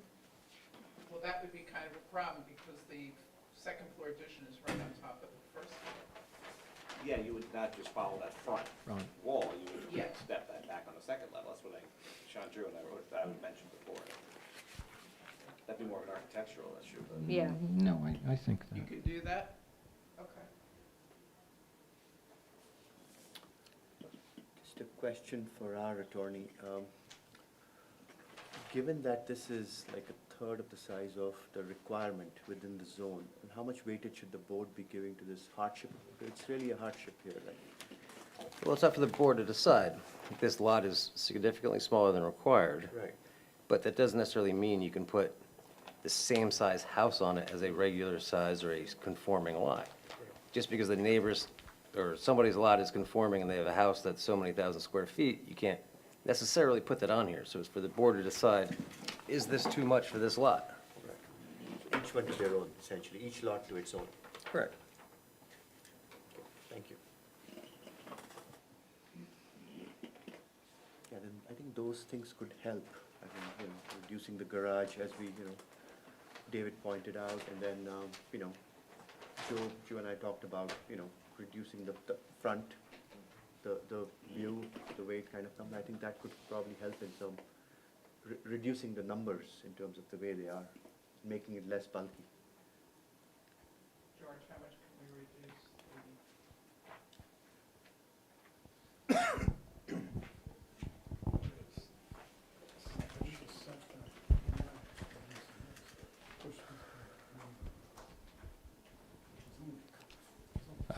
Jorge Fernandez. I believe that we could cut, this being 18 feet, if we were to cut 3 feet out of this protrusion here, we would still have a decent sized bedroom and the house would appear less bulky from the street. Is that the second floor? At the second floor, correct. So from the elevation, right now, these walls are matching. So we would just set it back and match with the existing second floor wall of the house. Good. So it would appear less bulky from the street, and we can create a roof over this section over here, and in a way match what's going on over the entrance. How many square feet would that reduce the second floor? 35, 36. Yes, 35. So you're reducing the total 175, 176.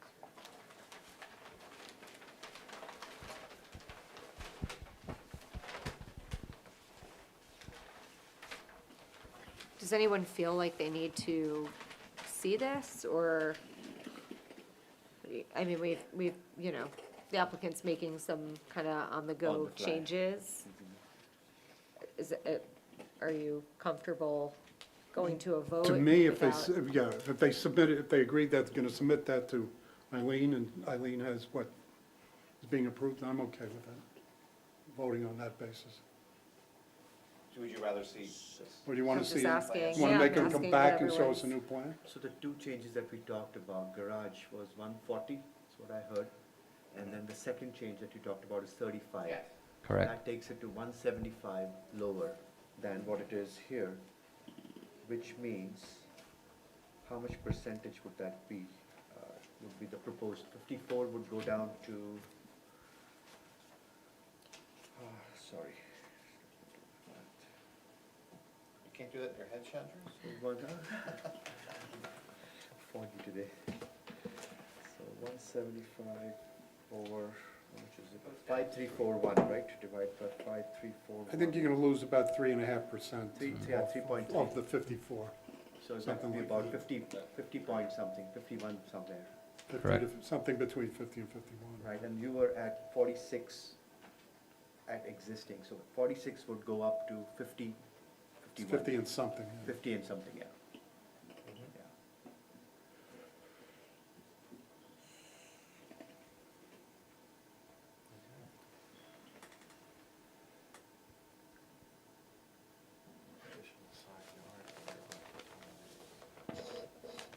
That's also gonna change your rear occupied, right? The garage? Yeah. Will that- Yeah. Correct. Bring that down to.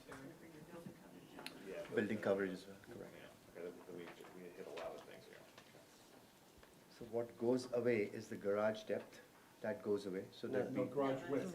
It would width. still be require a variance, but it would only be from 1,284 square feet to 1,335.25. So it'd be a lot smaller reach. It would be, it's almost half of what we're originally looking for.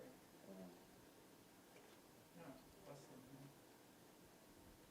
It would bring it down. Less than that. I can't do this in my head, but it would bring it down quite a bit. Because 1,284 to 1,335 is only about 50 square feet, which is a big difference. Which number, which variance are you looking at?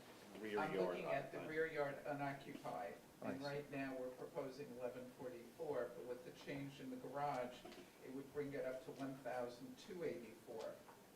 because you're reducing the 140 square feet of the garage. Mhm. So the 1,284 goes up to 1335.25, so you have 50.25.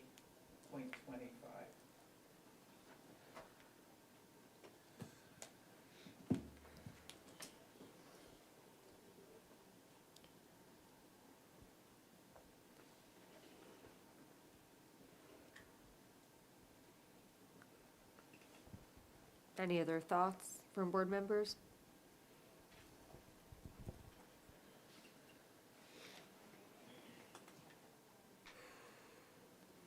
Eileen, would this, all of these proposed changes be clear to you, just based on what everyone's saying, or would you want to see it?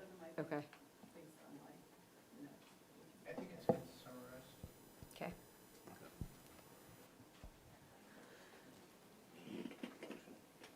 Yep, does someone want to make a motion?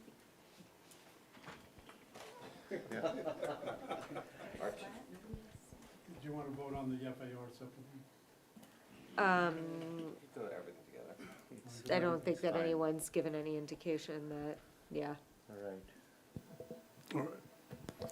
I'll make a motion that, subject to the changes that we talked about, reducing the width of the garage by 7 feet and pushing the second story back 3 feet, that I propose that I move that we approve the variances as requested, subject to variance at the numbers based on that. I will second it because I believe that this is a real hardship. This is a very, very tiny lot, and I believe that the changes will help in this situation. This is a very rare situation entirely, so I definitely move for the second here. David Bradford, Yes? Chandra Harjani, Yes.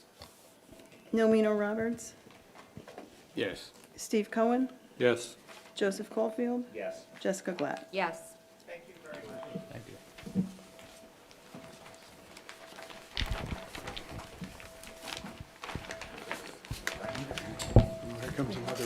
Here comes another easy one.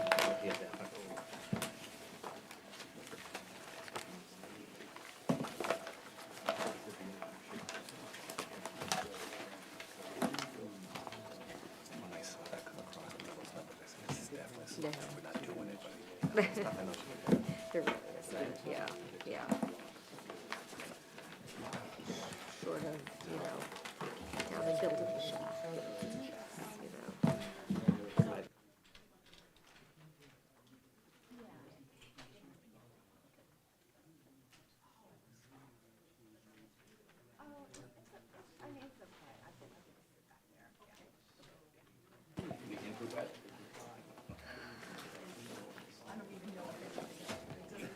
That's right, I am wonderful.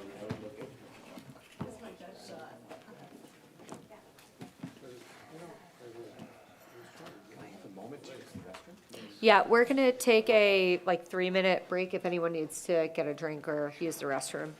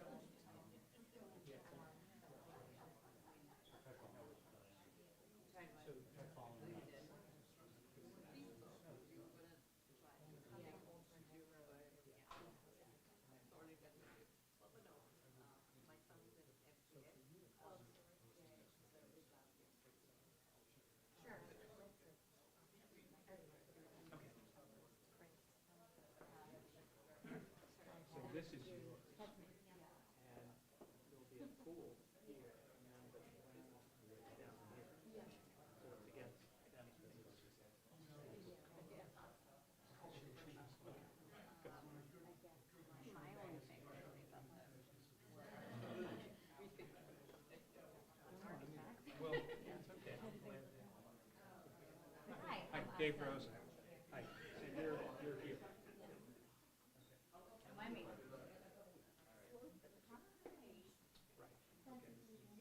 I'll make sure that I turn yours around, and they'll have a big with your sweater. I'm now putting in 14 arborvitae and 6 red maples. These are the only 12 feet. These are the only cypress. And so we're planting about these apart, so they're big. And with the swing cut, and then the maples will be provide the screen. 25 years ago, we put in, we renovated this house. Before, we put in those spruces that kind of raggedy. So the idea was to sort of update it with more. These Leyland cypresses block most of it, but this is the back of the, this is the back of the and so there's mostly screened by Leyland cypress, and the maples will be sort of up here, and then yeah, that's a retaining wall, so that we can control, make sure the water is not running off this way. Yeah, and so we're going to capture much more of that, and keep it on this wall. Deep down, it'll go 3 feet below the ground. Yeah, the slope is. The slope is, the slope is changing because we're raising the ground a little bit in here against the side of the slope starts like back in here, and so we're just starting the slope here.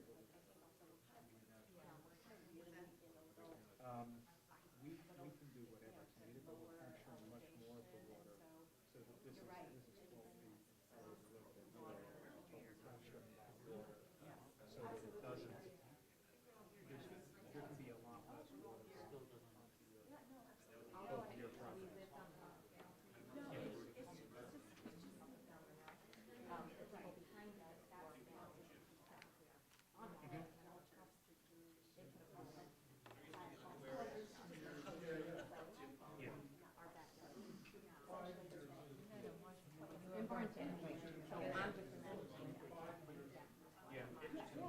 Part of what we were doing is making sure that by extending these walls here, we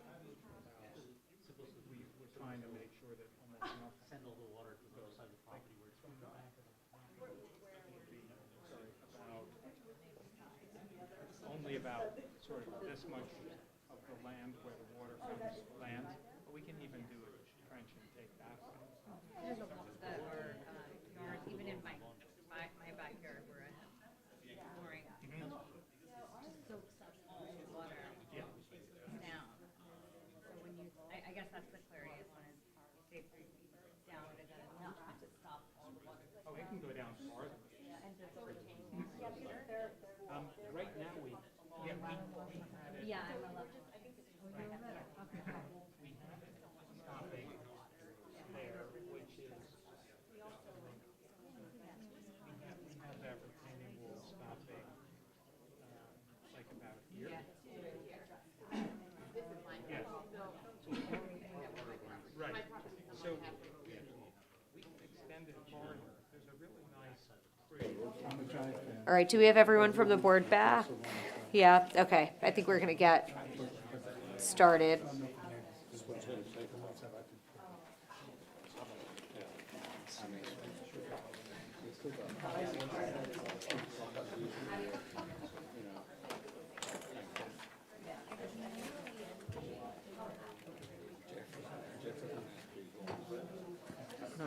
Yeah, okay, we're gonna call the meeting to order again. And we're going to move on to our last application of the night, calendar 4032-25. The location is 2 Jefferson Avenue, and the applicant is Sachin Patel.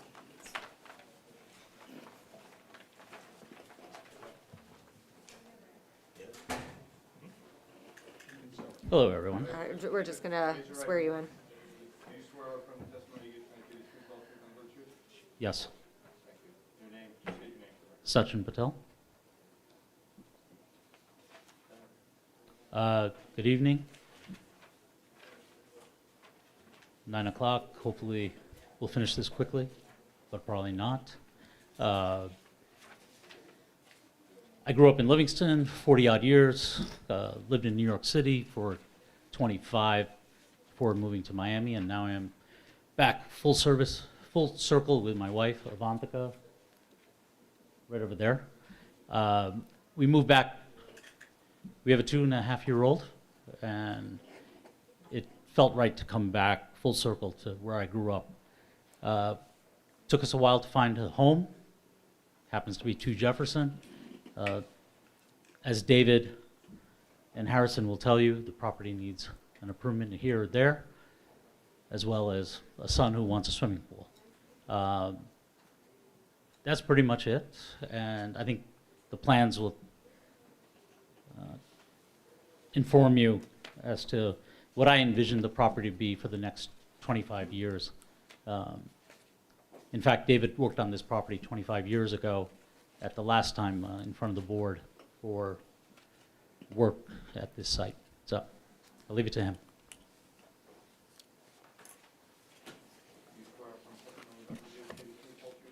Yes, I do. Dave Rosen, R-O-S-E-N, we're partner at Rosen, Kelly, Conway, Architects and Summit, licensed in New Jersey. Appeared before this board and many others, many times. License is in good standing? Yes, it is. Okay, qualifications have been accepted. Thank you. I know that there are some neighbors who are concerned, particularly about drainage and perhaps other things, and so at times I may pick up the boards and turn it. We just had a very brief discussion, but I want to make sure that those concerns are addressed. Harrison Barney from E2 Project Management is the civil engineer. He also will be addressing many of these things. So to start, I'm going to use the form that Eileen gave us, and I'll work in that order. So what we're starting with is we need a number of variances. This house, as you can see here on the, you're familiar with it, I'm sure, at 2 Jefferson. As Sachin mentioned, 26 years ago, I was before this board, different people, but to get a couple of variances. It's a corner property. It's in the R3 zone. It's a little over 81,000 square feet, so about 1.8 acres. At the time when we were here 26 years ago, it was for a front yard setback variance to get a variance for 58.2 feet off of Jefferson. We're back here for the same one because we've shifted the garage and added a couple of garage bays. So in looking at, start with this board, which is the aerial photo with a little bit of information on it. I'm just going to summarize first what the variances are, and then I'll go back through each one of them. So the first one is average front yard setback along Jefferson. So the minimum requirement is 40 feet. The existing houses, there are 3 houses on this block on Jefferson. The house on the corner of Washington is just about 70 feet. The next one is 86.5.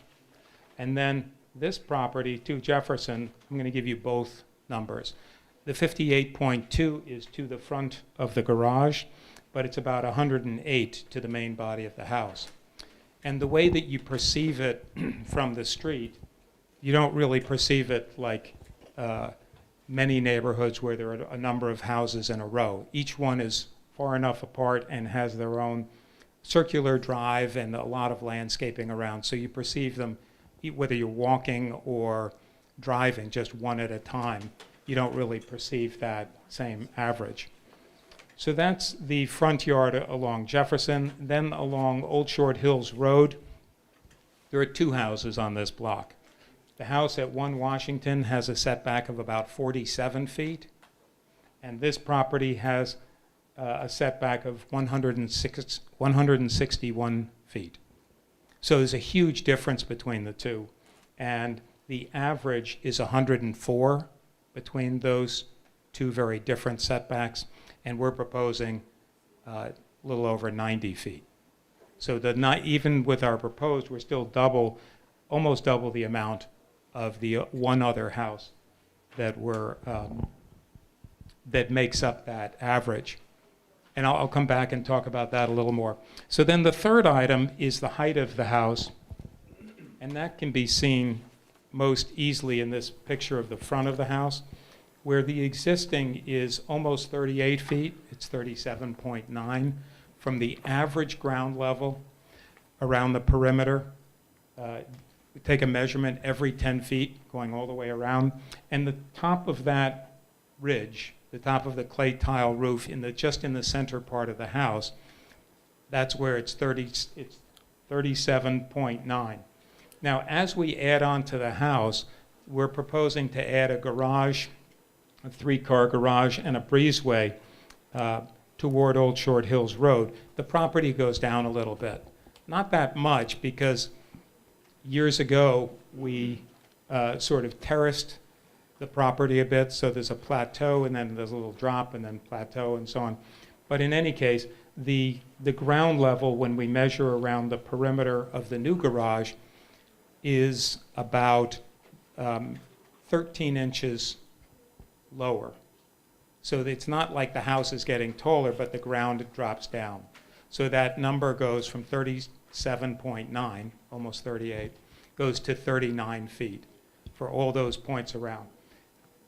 The lowest point is about 2 feet lower on the new garage than the average ground around the existing part of the house. So that's for the height of the building. David, real quick. Yes. You pre-marked your exhibits? Oh, I'm sorry, thank you. They're all the ones that are V are for the variance, that has been submitted. I have a number of other ones that I thought would make it easier at this distance. And they're A1, they're already identified as A1 through A8. Okay, We that's may fine. not cover all of them, but That's I fine, have just when you reference each one, just start off with which one you've already marked it as, because obviously Okay. we're going out of order already. Yes. So the drawing that I've been referring to is the aerial photo with a few comments on it is A1. And the other one, this image of the front of the house, is A8. Just leave it as A8, and if it was to be too confusing, I mean. What was the question? I didn't know if we were gonna enter day 2 or 8, but hopefully we'll get. Well, I think that I've marked them in the lower right corner. I guess for the record, when we write the resolution, if we don't mention A2 or A3 because you fail to, it might look like we're missing something. I will just mention them in passing. At the end, I'll just say, any of the ones we didn't cover, here's what they are. Sure, why don't you just enter them all now and list them? Okay? All right. You want them? Or do you want me to just tell you what they are? Yeah. For the record, say what they are. Okay. A1 is an aerial view with a few dimensions on it.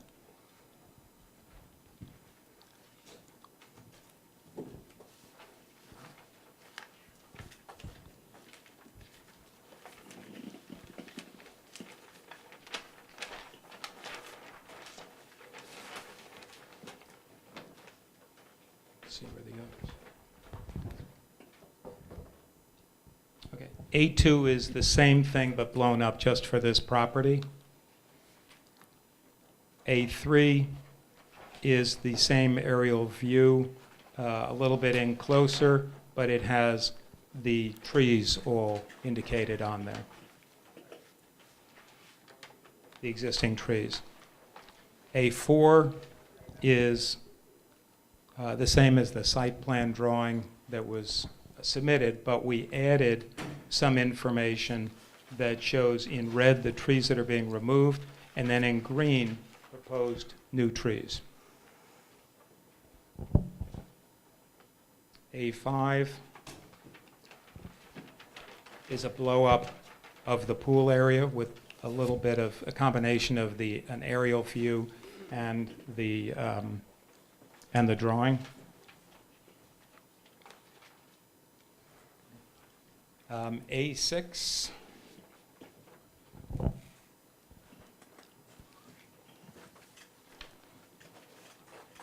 I have A7 and 8.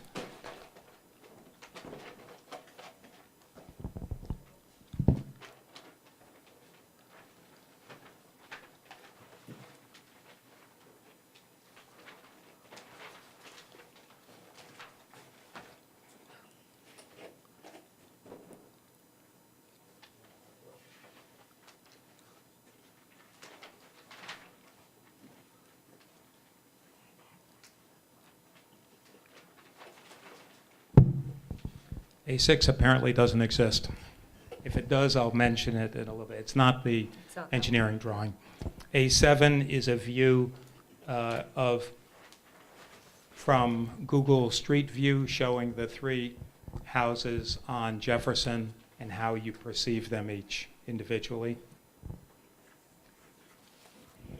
And A8 is the one that I think I started with, which is somewhere here. It's the view of the front of the house.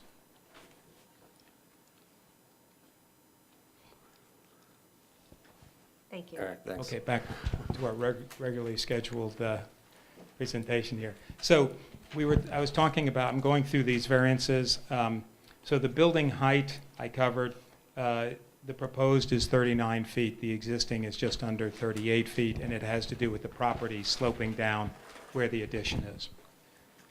So I was going to get to the next one, which is the height of the accessory structure. And we have a similar situation where I'll use this one, I'll use V4, which is the floor plan of the house with the patios, pools, and the cabana. So the height is conforming it's conforming on three sides, but the fourth side, the property drops down. Again, when we made these plateaus, these terraces years ago, we sort of flattened the area across the back, and then it drops down. The pool cabana is slightly into that area, so that the natural property goes down on the back side of the cabana. So the permitted is 18 feet. The proposed is 21.5. But I just want to mention that the actual, when it's finished, we're changing the ground level at the back side of the cabana. So the actual will be 20, but it's measured either from the actual or the new building ridge down to the existing topography. So for that, there's a statistic of 21.5, which is required for the variance, even though that will never be the actual number. The actual will be 20 feet. And then steep slope disturbance. Harrison, the engineer, will discuss that in more detail, but basically the property is relatively flat around the house. It was flattened out and then a little slope, flat again, and then a slope.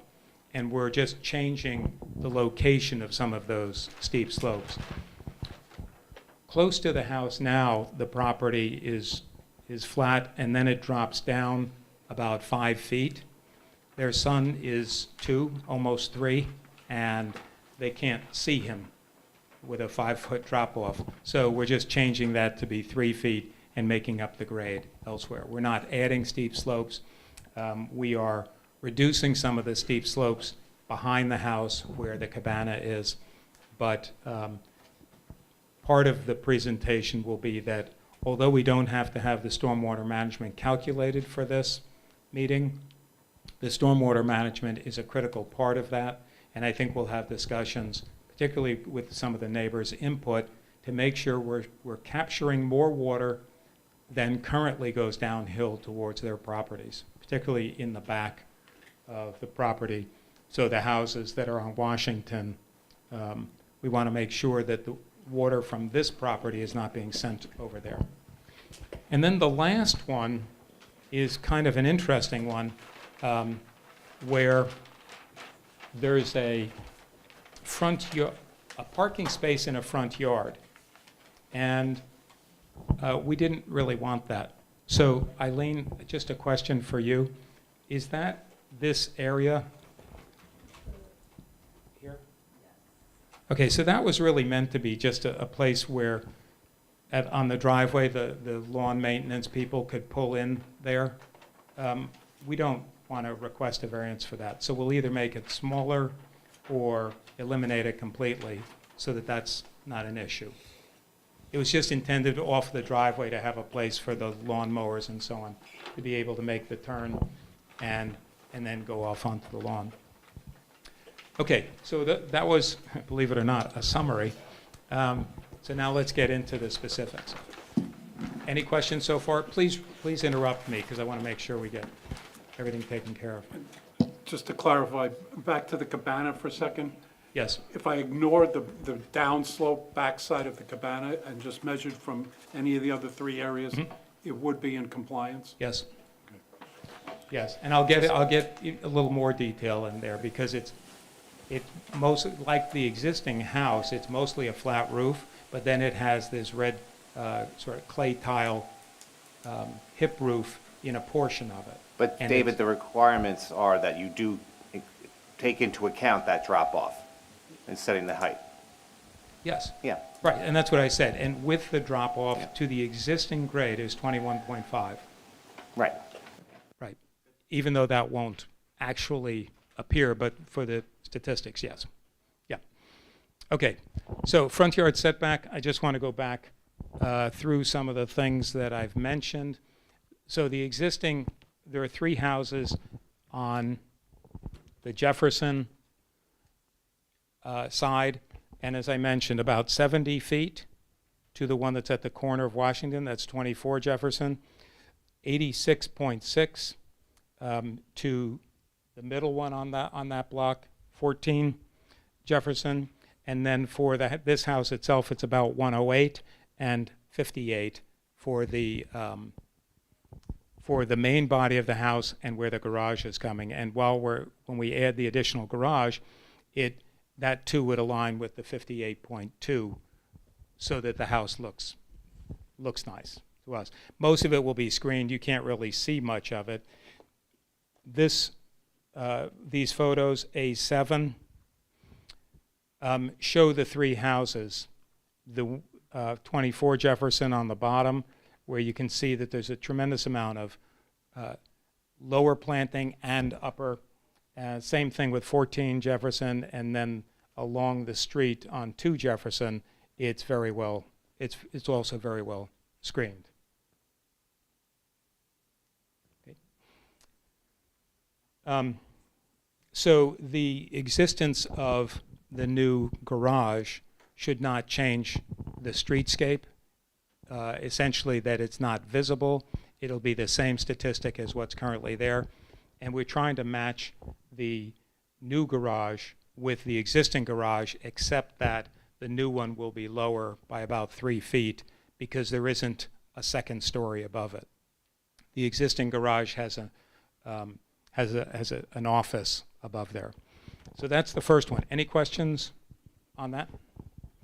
Okay. So the second one is the setback on Old Short Hills Road. And as I mentioned, currently it's 161 feet.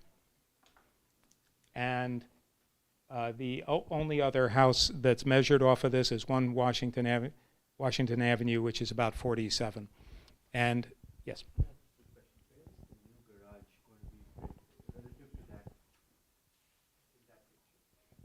In this picture, this parking court remains the same, and so where the driveway currently swings out and around, it'll be right in there. The garage will be in there. We can see it on V4, which is this one. It is directly opposite the parking court. and the driveway currently comes out and goes down, goes out towards Jefferson. We're keeping the curb cut in exactly the same place on Jefferson. We're just changing what the access is. So the new one will come, the new driveway, that's not it. The new driveway will come directly off the corner. This is the existing house. This is, there's a breezeway, an enclosed breezeway, and then the garage is here. And the driveway, you can sort of see, comes out a little bit even farther than the garage and curves around. Now we're just going to come off the corner of that that parking court and come out to the same curb cut.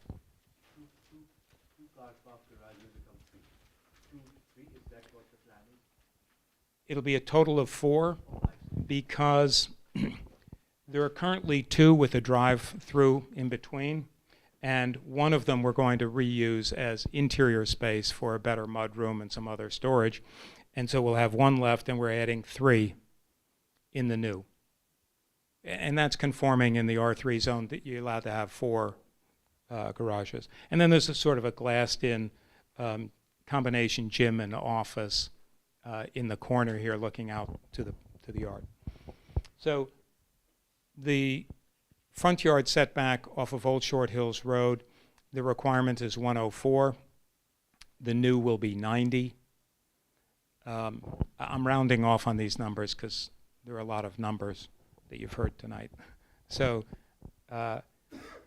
even as soon as it's done, it's conforming because there's a new, then there's a new average. You know, so it goes, the new average I think is about 71 or 72, or a little bit less than that. In any case, 90 feet, well within the requirements of the minimum 40. It's almost double what the other house is. It's just, it's sort of, this property is sort of penalized by itself, going from 161 to 90 on that setback. Any questions? I just want to make sure I'm clear on that one.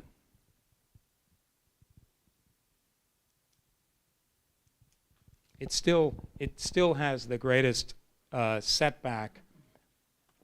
That's the longest, that's the biggest front yard setback of any property, I think any property on this block. With actually the 14 Washington maybe a little bit more. I don't have that statistic. Okay, so now building height.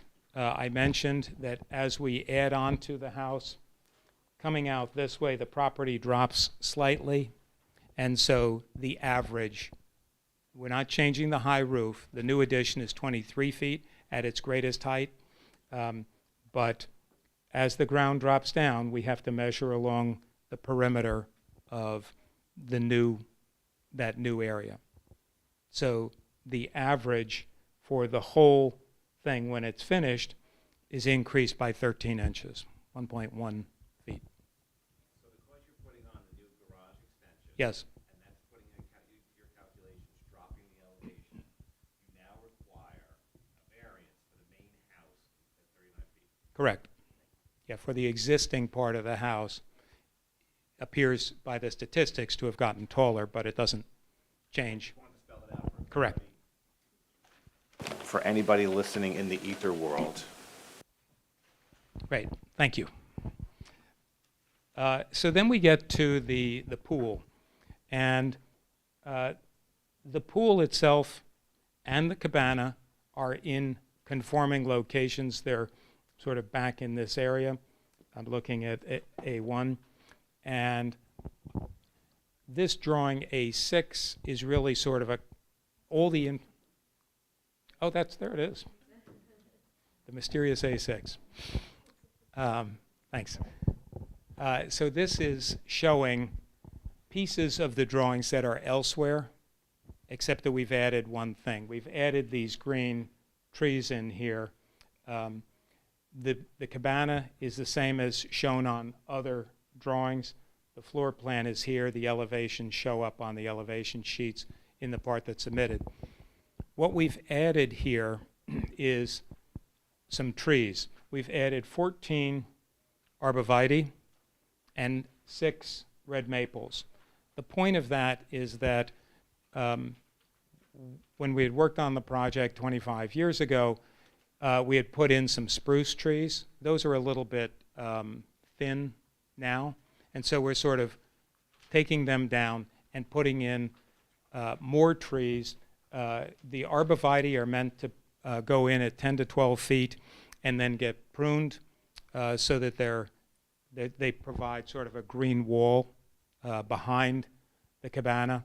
And then the 6 red maples will grow up taller and provide more sort of upper screening that the spruces were originally intended. The spruces actually were intended to do both of those things. What's also on this drawing is the Leland cypress that are already there, but they're not on this property. They sort of meander a little bit, but they're basically on our neighbor's property, and they're in pretty good shape. One is missing, but other than that, it's that provides a really nice screen. So some of these other drawings, this one is showing a little bit more. This is A5. We're showing the cabana. We're showing some of these spruce trees in red, and then in green all of the new ones, just so that you can see what's the trees being removed and the other ones remaining. So the pool and the cabana are both in conforming locations, but because the cabana is on the part of the property where it slopes off, there's a need for a height variance because we talked about a moment ago, it drops off, and so the statistic goes to 21.5, even though the actual average of the finished thing once we regrade will be 20 feet. We also have extended retaining walls parallel with Jefferson, so extending beyond that, in order to make sure that we can capture any water from this whole area and direct it to dry wells on this property so that we're not sending any more water off, and we're actually going to be sending less. If there's concern by neighbors to the rear about having a greater extension of those retaining walls or specific requirements for, I showed you the retaining walls. If either the board requires or the neighbors request, we can extend that wall, capture more water. We could even put a drain near the property line in order to make sure that the conditions are made as good as they can be on this property and not sending water off the property. Any questions on that one? You can come back to any of these whenever you want. So steep slope disturbance, Harrison can address, and then the last one is that parking space which we're deleting from the project. I will come back. Yes. Sorry, so you're taking away the request for the? Yes. Yeah. When we did the drawing, we weren't intending that as a parking space, and Eileen identified it. What's that? And so we're deleting it. Okay. One other question. You're talking a lot about water and runoff and, neighbors being concerned, but you're not going over coverage, like lot coverage or anything here, Right. correct? That's correct. Okay. Yeah, but we're still going to provide stormwater management for all of the increased impervious coverage. Okay. But again, that you're not violating anything. You're There's not no variance requesting- needed. yeah. Everything is conforming. Yep. The only reason I'm addressing it is that in some towns, you have to show all of that in advance to the board. And here it's a part of the process that we'll in sort of the next phases. And I just wanted to assure the board that we're glad to do whatever, not only whatever is required, but whatever is beneficial to this block, this property and the other properties. I had a question about the front yard parking space. You say you're deleting it. What Yes. does that mean in terms of the drawing? In terms of the drawing, can I Does just that come mean over and you're- show you? Does that mean you're curving Yes. this off here? Yes. So this becomes grassed area or whatever? Yes. Okay. There may be a slight bend out there. There wouldn't be a curb so that the lawnmowers can just But easily it's get not, there. it's not going to be paved? Correct. Okay. Anything else, or should Harrison talk a little bit about the steep slope? I covered the general idea that it's... I can come back. Any questions from the audience for the architect? You okay generally with the stormwater management stuff? And we can have further conversations. Yeah. Okay. Okay. Great. Yes. If you have a question, you can come up and ask it. Well, you need to, you need to They just come up. need your- Hi, my name is Cindy Zhao. I live at 14 Jefferson Avenue, adjacent to Jefferson. Yeah, actually, I think David, right? Yes. You talked a little bit about the water management and the drainage, and so that's actually my primary concern. You know, I think it's just construction of these additional buildings and alterations with the water runoff. You know, during heavy storms. Yeah? Right now, we're just asking the architect questions. If Okay. you have comments, general comments, we'll take those at the end. Okay, yeah, It's I can do just that. the way it works. It's, Okay, that's fine. sorry. Sure. Yeah. Do you have a Well, question? I think the question would be just like the drainage plan to, you know, to address the, you know, water runoff. But you can, yeah, okay. Yeah,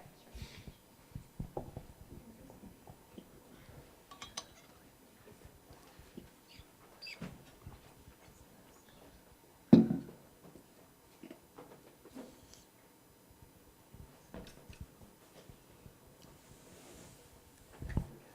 Raise your right. Do you swear affirm testimony you're about to give in this proceeding be the truth, whole truth, and nothing but the truth? I do. Name for the record. My name is Harrison Barany, last name B as in Bravo, A-R-A-N-Y. I work with E2 Project Management, Rockaway, New Jersey. To talk a little bit about my experience and my history, I have my Bachelor's of Science degree from Rutgers University in civil engineering.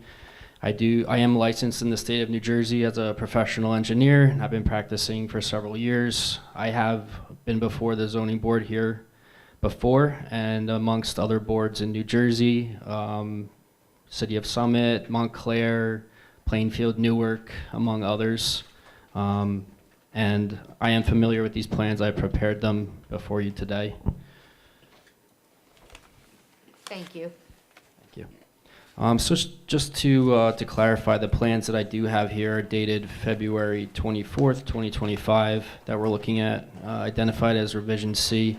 And our scope in this project for my office is to prepare the preliminary lot grading plan. So we're responsible for the grading of the site.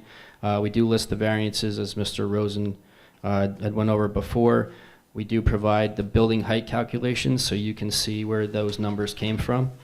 And we do show a demolition plan, existing condition and demolition plan, which identifies what's to be removed and how we're altering the land, as you can say, for the subject property.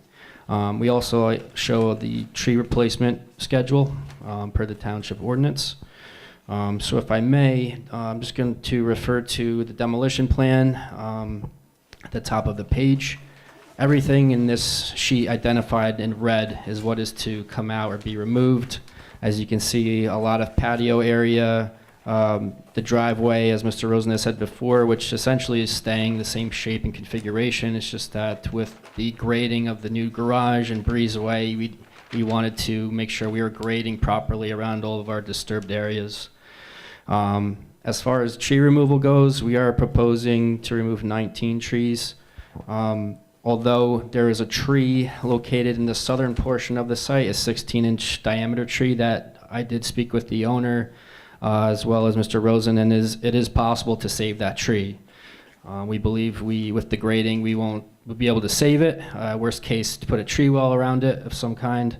And that would reduce our tree replacement from 23 trees that we'd have to put back down to 20 trees. So reduce the number by 3 based on the size. The plans that Mr. Rosen had shown, we don't show those arborvitaes or the maples as he had identified, but we do show a few trees located within the patio and pool areas. But with his addition of his trees and arborvitaes on his plan, that would meet the requirement for the tree replacement. So we would be meeting the township requirements for tree replacement. And as far as grading goes, I just would like to point out the existing grading of the site right now. As Mr. Rosen again had said before, the area around the main dwelling of the house, around the patio areas, is generally flat. It does slope away to the east and slightly to the southeast. As he had said before as well, these are really man-made slopes, referring to the steep slope disturbance that we're proposing. Since there are plateaued and tiered sections, those are man-made based on the previous development. As you can see in the upper viewport, there's actually steps going down. They were man-made. That's just evidence that someone had put those there, that was a usable space they wanted to use. And essentially with the grading that we're proposing now, we're just pushing those slopes so further away from the home. We want a more usable space near the home for their kids. And essentially we're not changing the drainage pattern at all. It's still sloping towards the east and the southeast.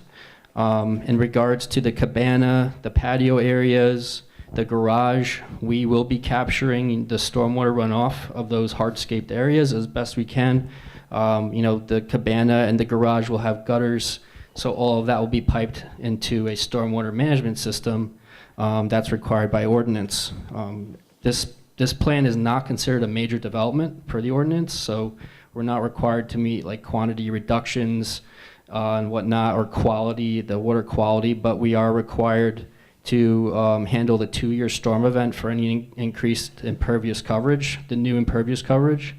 And we can do that by infiltration, by dry wells, and the ordinance actually for dry wells indicates that for every 1,000 square feet of new impervious, 250 cubic feet of storage in a dry well has to be provided. So we do have that opportunity. And if I may just point out, with the way we've graded the site, that we have 2 plateaued areas, we do open a nice space at the bottom to incorporate that stormwater management system. So naturally, we'd be capturing runoff from the cabana, the pool, whereas before, if you look at the existing conditions, or even in the proposed conditions, if you look in the background, you can see the existing topography within the cabana, within the area of the walls, retaining walls. That area, about the width of the cabana, was running off to the neighbor to the south. So that water was sheet flowing down naturally. And with the addition of the cabana and these retaining walls, we're retaining that water, and we're directing it elsewhere. So essentially, there's not as much stormwater runoff with the proposed plans as there would be today. And with the addition of the landscaping, the trees, the arborvitaes, that provides additional stabilization. It helps with absorption of any stormwater. So it actually improves that area, not only for buffering reasons and visibility, but for stabilization, for stormwater. And as I said before, the grading on the lower portion of the site is matching what the drainage pattern is today. We're not altering, we're not adding swales, we're not adding or conveying water in a different way. Just currently on the site, there are numerous drains you can see throughout the site in different areas of the site. And we do know there are existing dry wells there today. And the area that is not captured via dry well or a drain, sheet flows into either the stone, there's a stone swale along the street, which today is just a portion of the driveway. It's a very small amount. And then to the area to the west, there's also like a stone swale that picks up the natural runoff of the grade. But again, we're not adversely going to be impacting any of the neighbors. We're not going to be changing drainage patterns. We're not funneling water to them. We're just draining naturally away from the structures and capturing the areas that we're disturbing and channeling it to an underground system. So we are meeting the ordinance requirements. As said before, we're not exceeding impervious coverage. And basically, that's all. I guess that sums up my testimony. If there's any questions. Any questions from board members?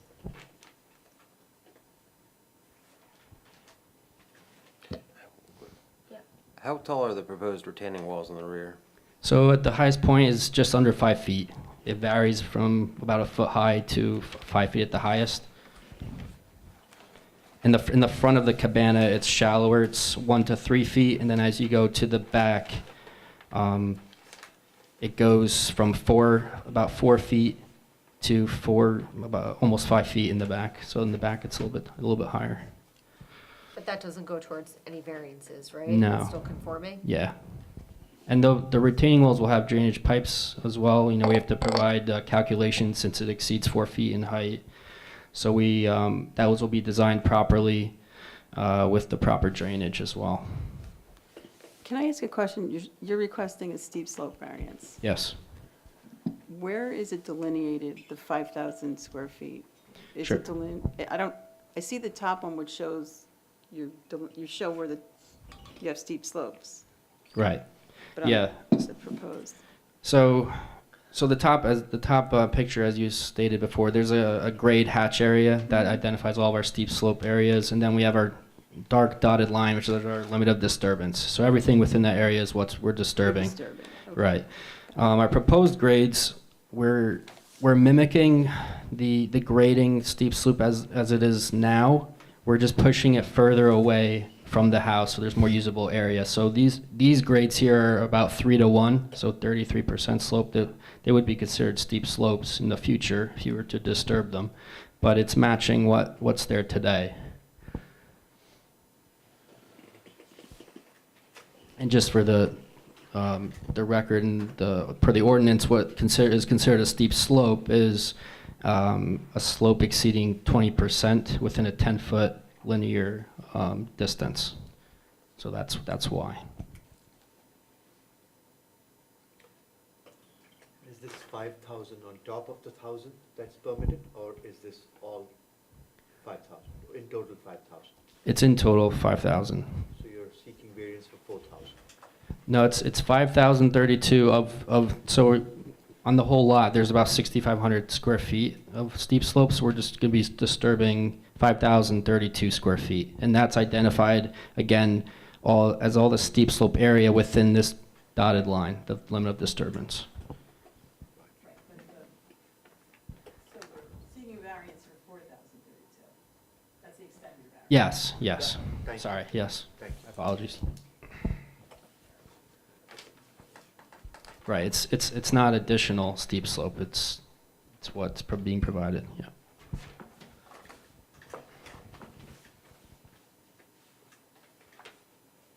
Any other questions from the board? Any questions from the audience? You have to come back up. Hi, Cindy Zhao again. So in regard to the capturing of the water runoff, where are the locations of those? So I'll show you on our plan. So as you can tell, we don't have a design set yet. It's just not a final grading plan, but the cabana and the garage, the breezeway, all these additional new roof areas will have gutters. So those will all be captured and routed down to the lower portion of the site. And then Within the hardscaped areas, we are looking to see if we can add some trench drains or slot drains to capture runoff. And then there will most likely be 1 or 2 area drains near the retaining wall, just so water's not sitting there.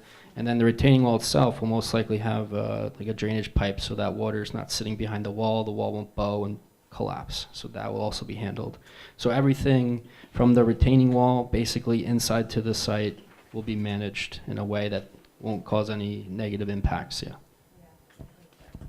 So, you know, I live at 14 Jefferson Avenue, and during heavy storms, we have pooling of water in our driveway between the two properties. And so I just want to ensure that there's no additional water that comes into our property. So if you can just address that. Yeah.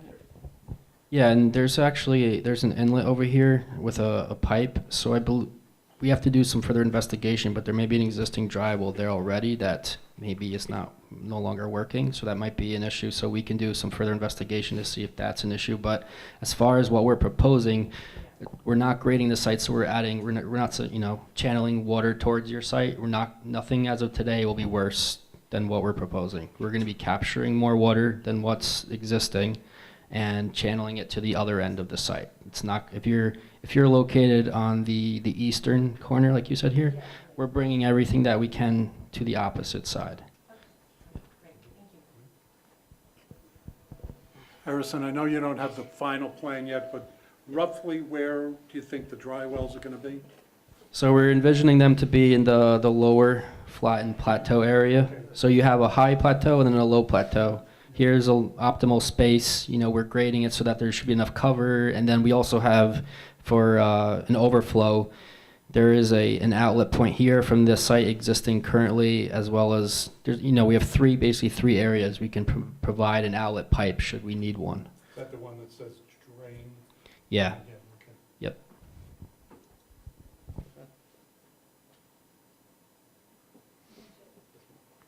And that stone swale on the southeast corner of the property, Yeah. Does that go to the street, or where does that go? Yeah, it just it captures some water from the corner of the site and it dumps into the street, and it basically would follow the gutter line down the street. Hi, Haley Rosen, 17 Washington Avenue. Just a quick question. You said the retaining wall is going to capture the water from draining backwards. The retaining wall ends before my property starts. I'm just pointing over there. So does the water not get captured past here, like from, looks like it'll flow that way? Yes, sir. I'll show you my over here. It's easier. So you're talking about the front of the cabana. You're concerned that water will go behind the retaining wall.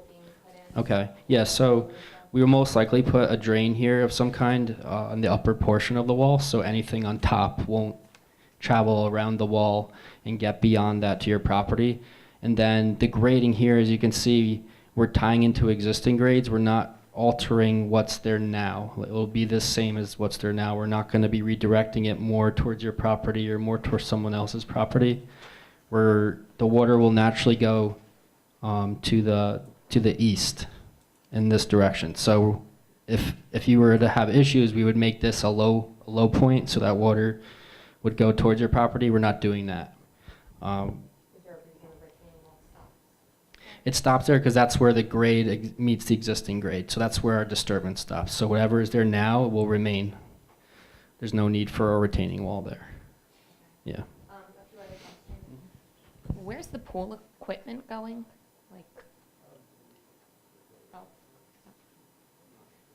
Pool equipment? Where does that go? Thanks. We haven't actually determined where that goes, but it may go, we may put it either in the cabana or somewhere, well, we haven't determined where that goes yet. Do you have a preference? Not my preference. Pool equipment makes noise, so that's just why I'm Yeah, I would think that it would probably be, I'll use this one. I would think that we would probably have it somewhere over in this area. Let me just show you. So probably over in here somewhere. We obviously we don't want it right next to the pool. So I think that a little bit more towards Old Short Hills Road would probably be desirable. We will screen that. We have these arborvitae that are continuing. We have the 4 of them. They're essentially on 10-foot centers, 10-foot centers, so that extends out quite a ways, 40 feet or so. Anyway, so we can, we probably have the pool equipment somewhere over here. And just to go back to your question about the retaining wall, we can extend this, and although it doesn't need to be above ground, because we're not retaining anything, what we can do is retain any water that would flow toward Washington and your property or the adjacent properties. And by extending that, as Harrison mentioned, there's going to be a drain on the uphill side of the wall, so that will capture that water and we can direct it toward the dry wells. Next question, clarity on the cabana, because I know you said that you only require variance because of the slope on the back end, I think. But then you said that it's still going to be 20 feet tall, and I think the sheet said it's allowed 18 feet. So it is above what's allowed? Yes, the variance is that an accessory structure is permitted to be 18 feet high, and this one on the pool side meets that requirement. Because the property drops down, if you measure all the way around, take the new cabana, put it on the existing site, there's an average of 21.5. Since we're going to be changing the ground levels on I'll call it the back of the cabana, we're actually raising that up a bit so that the finished statistic of the average ground level around will be 20 feet, all the way up to the top of the skylight that's in this above the center part. The roof goes up. The skylight, we're assuming, extends sort of 2 feet up at the top of the pyramid, and then there's the roof. I have an image of what it looks like, but the red clay tile roof goes up, and even that would be conforming, but it's just the skylight on the top of the pyramid which raises it up a little more. Yes, the skylight, when it's finished, you take the finished ground level to the top of the red tile roof, that would be 18 feet. And then the skylight extends, because it continues the top of that pyramid, it extends up 2 more feet. That gives us the 20 feet of the actual. Is that relatively clear? Maybe you could show it on one Yeah. of your V sheets, just so that first can see.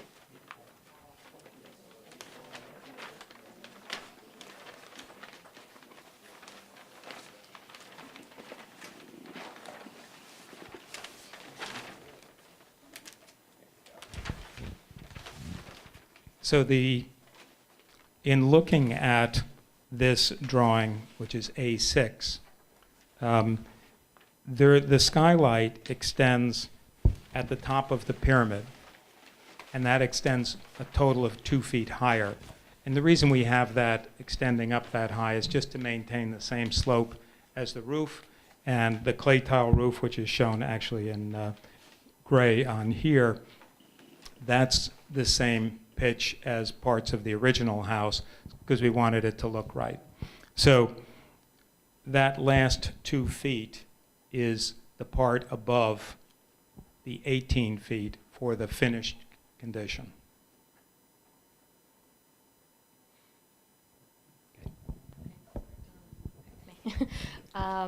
Is there a fence being put in? around?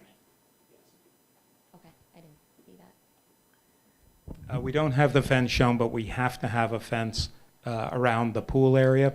And so the fence is likely to go somewhere along the property lines and then come back and connect in with the house. Do you have any other thoughts on this, Sachin? A lot of fences. A lot of, okay. So we have a fence, so there's going to be a fence next to our fence, or does our fence count? I Your, don't think the fence belongs to us. yeah, your fence doesn't count because if you decided to take your fence down, then there still has to be a fence on this property in order to be, meet the requirements around a pool. And then, are any trees going down? I only see the trees in that photo that are not, that you're putting in. Any by my property coming down? No. Okay. Okay. And then question, just, I'm not an architect or anything like that, but it conforms to what's allowed on the lot usage, but is this a double lot? Or It's just a lot. It's just a lot that happens to be, I didn't know if in the past it was like 2 lots combined into one, and, because everything's on this portion of the property as opposed to everything towards Old Short Hills Road. So I think that this, I don't know the exact history, but it would seem like this house is older than most of the other houses on the block. And so this house may have, the original property may have been bigger. And this, is that right? And so this property is 1.8 acres. It is certainly conforming in building coverage, impervious lot coverage, floor area ratio, those kinds of things. Does that answer that? Yeah. Okay. Thanks. Any other questions? Any from, okay. So I had a question. Yes. So if your cabana is like 18 to, I think it's what, 21 feet with the roof, with the skylight that you've added, what is the screen, the size of the trees or the height of the trees that you're creating as the screening? Is that going to protect? That's question number one. And secondly, how close is it to the property building on the adjacent lot, I mean, behind the screening? Okay. From the cabana, roughly. Yes, okay.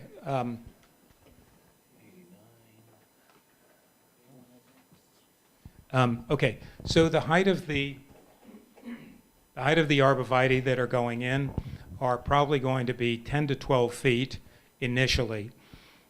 The reason not to get taller ones, like to get them in, they're usually measured in 2-foot increments, like 12 to 14 or 14 to 16, is that the larger the tree is, the less successful it is in surviving. And so we can put in taller ones, but these tend to be the size that have the greatest chance of surviving. That's why we did that. The arborvitae will grow about a foot a year, so they'll get there pretty soon because most of the cabana is at a lower height, and it's only that area right in the center which has that hip roof. And we did it that way because that's the way the house, the main house is, where there's the house has sort of a small area where the roof is, where the hip roof is, and it has big areas that have just a flat roof. And so we were doing a similar kind of thing, similar proportions on the cabana. So this just showing the way the roof line is. There's a lot of flat roof, kind of surprisingly. It almost looks like it's a house with a small hat.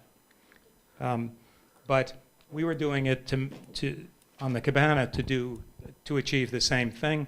And we have a flat roofed area, which is very similar. It's directly opposite across the pool from the breakfast area. And this is over directly opposite, same width as the family room. So it feels like it's tied in. So we wanted to get that red tile roof.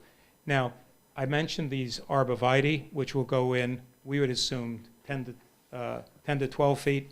If necessary, they can go in a little bit larger. And then there are the The maples will go in probably about 16 feet high initially, and then they too will grow taller. One of the great advantages we have right now is that the Leland cypress, which are on the properties on Washington, those are already quite tall, and those are already doing a lot of the screening, but we didn't want to take credit for somebody else's screening, so we're adding our own. And there is enough space with the species that are there so that they won't all get overly thin and steal light from each other. And the distance from the cabana, which is going to be created to the property, that would be, that I would imagine that's enough space after all the screening. There is a lot of space. So the cabana is conforming. It will be at its very closest. It gets close to that 12-foot setback that's required for an accessory structure. And it's going to be located in here. Right. So there's a big distance to the house to the rear. So I was pointing out that it's sort of over in here, and it's conforming in its location, but then there's a lot of room back to the house. Yes? Hold on, hold on. Come on up. You have to come up and speak. That's to the question of the trees. I've already added 25 green giants to the property. That's not going to be an issue. You know, our son Vedant, kids will be kids, run around. There's a lot of gaps. It's almost a 2-acre property. So on the old Short Hills roadside, up to the junction of Jefferson, I about a month ago plugged in 25 green giants. So going forward, trees on the backside, front side, all around the property is not an issue. It's part of the plan. We just haven't gone to the landscaping yet. Hopefully that adds some color. And the green giants are a specific hybrid of, when I talk about arborvitae, we're talking about the same thing. An arborvitae, green giants is one kind. Arborvitae is a kind of cedar that a lot of people use for screening, particularly around the perimeter of properties.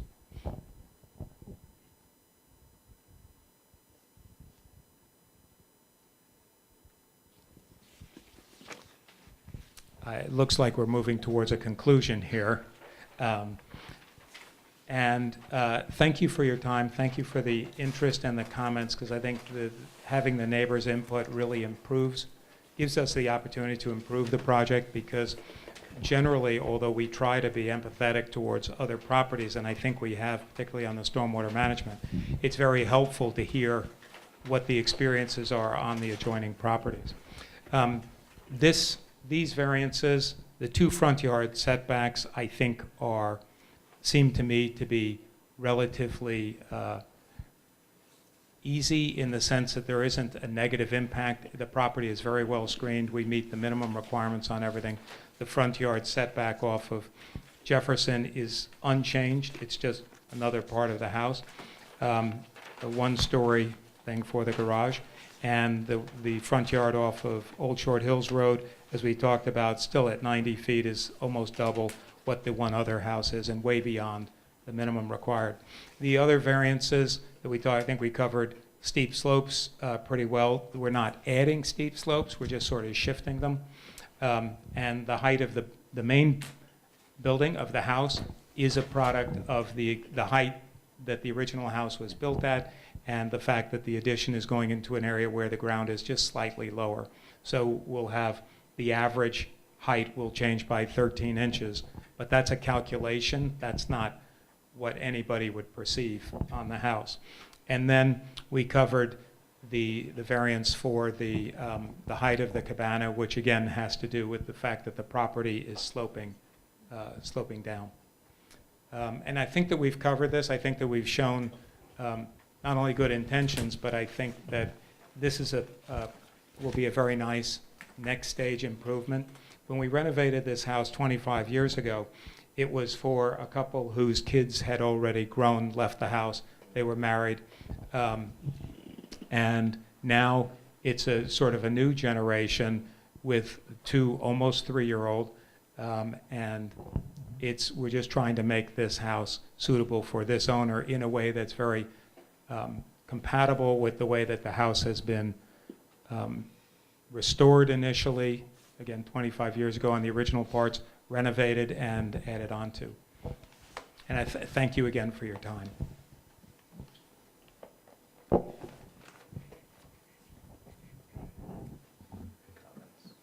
Yep.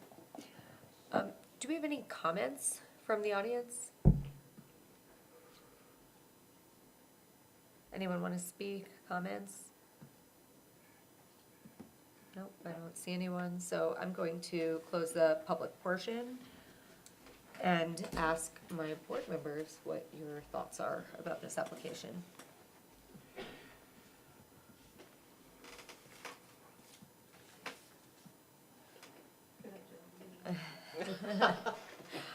You know what, I'll start. I think this is a really thoughtfully done application. This is a large property. The applicant isn't asking for any, any building coverage variances, any floor area ratio. There's nothing like that. I know that there are some concerns from the neighbors about runoff. We generally have that. Those concerns are generally come before the board when we're talking about, lot coverage and building coverage and such. I'm not saying that they're not valid, but, we're not dealing with any of those variances right now. That's not what the requests are for. And I think that the applicant has done a really good job of, explaining the stormwater management, even despite the fact that there's, no variances being requested for, lot coverage and building coverage. I think that the height variances make sense because it's really more about slope than it is about building something that's, obnoxiously high and that's gonna be an eyesore. Likewise with the steep slope disturbance, it's just kind of continuing on a little, more of a chunk of what was already started years ago. So I could support this application, but of course I would welcome all of your thoughts. Okay. I think it was a very thorough presentation, and thank you for bringing in the additional boards. I had concerns about the height when I came in here. My reading of it was precisely what you described. The physical building hasn't changed. We've lowered the measuring point because we moved the lower average. I like the fact that you have spoken with the neighbors about what's going on. You've reacted to some of the things by putting more of the arborvitaes in. Please don't put them too close, they can kill each other.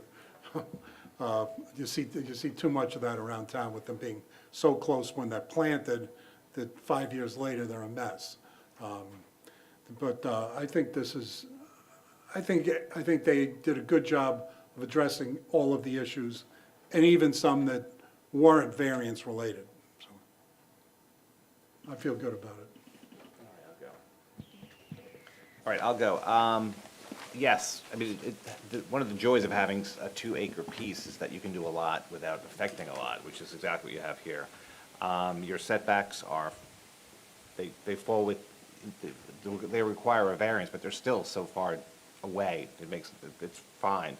The steep slope, normally when we look at steep slope, it's more or less an existing wooded feature that we're trying to maintain in the town. That's kind of what that is about. In this case, it was already taken care of by you 25 years ago. This is just pushing out that plateau. I could be in support of this, and that was a good presentation. Likewise, I think my fellow board members have already covered most of the points.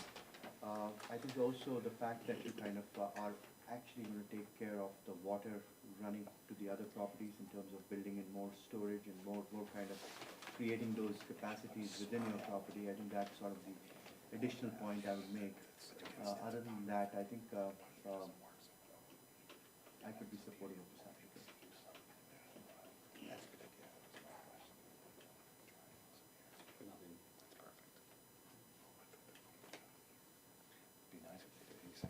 I'll also add that I think you've satisfied both the positive and negative criteria here. I mean, this doesn't seem to be a hardship case, so. That being said, would someone like to make a motion? I'll move to accept the application. Do I have a second? David Bradford, Yes. Chandru Harjani. Yes. Neil Mino Roberts. Yes.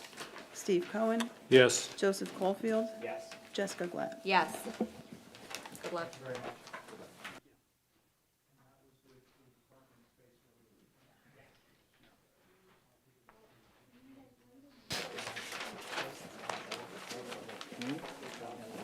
Is there anyone in the audience who has a matter to bring forth not related to the applications tonight?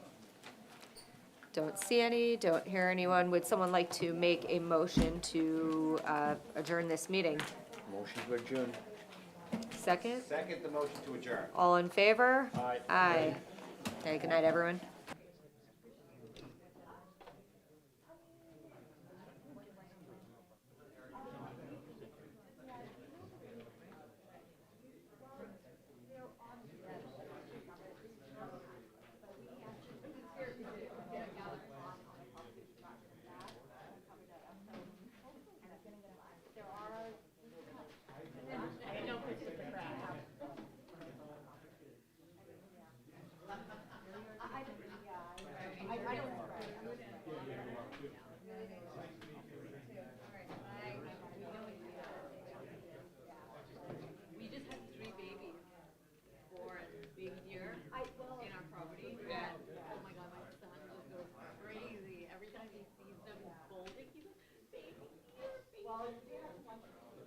Yeah.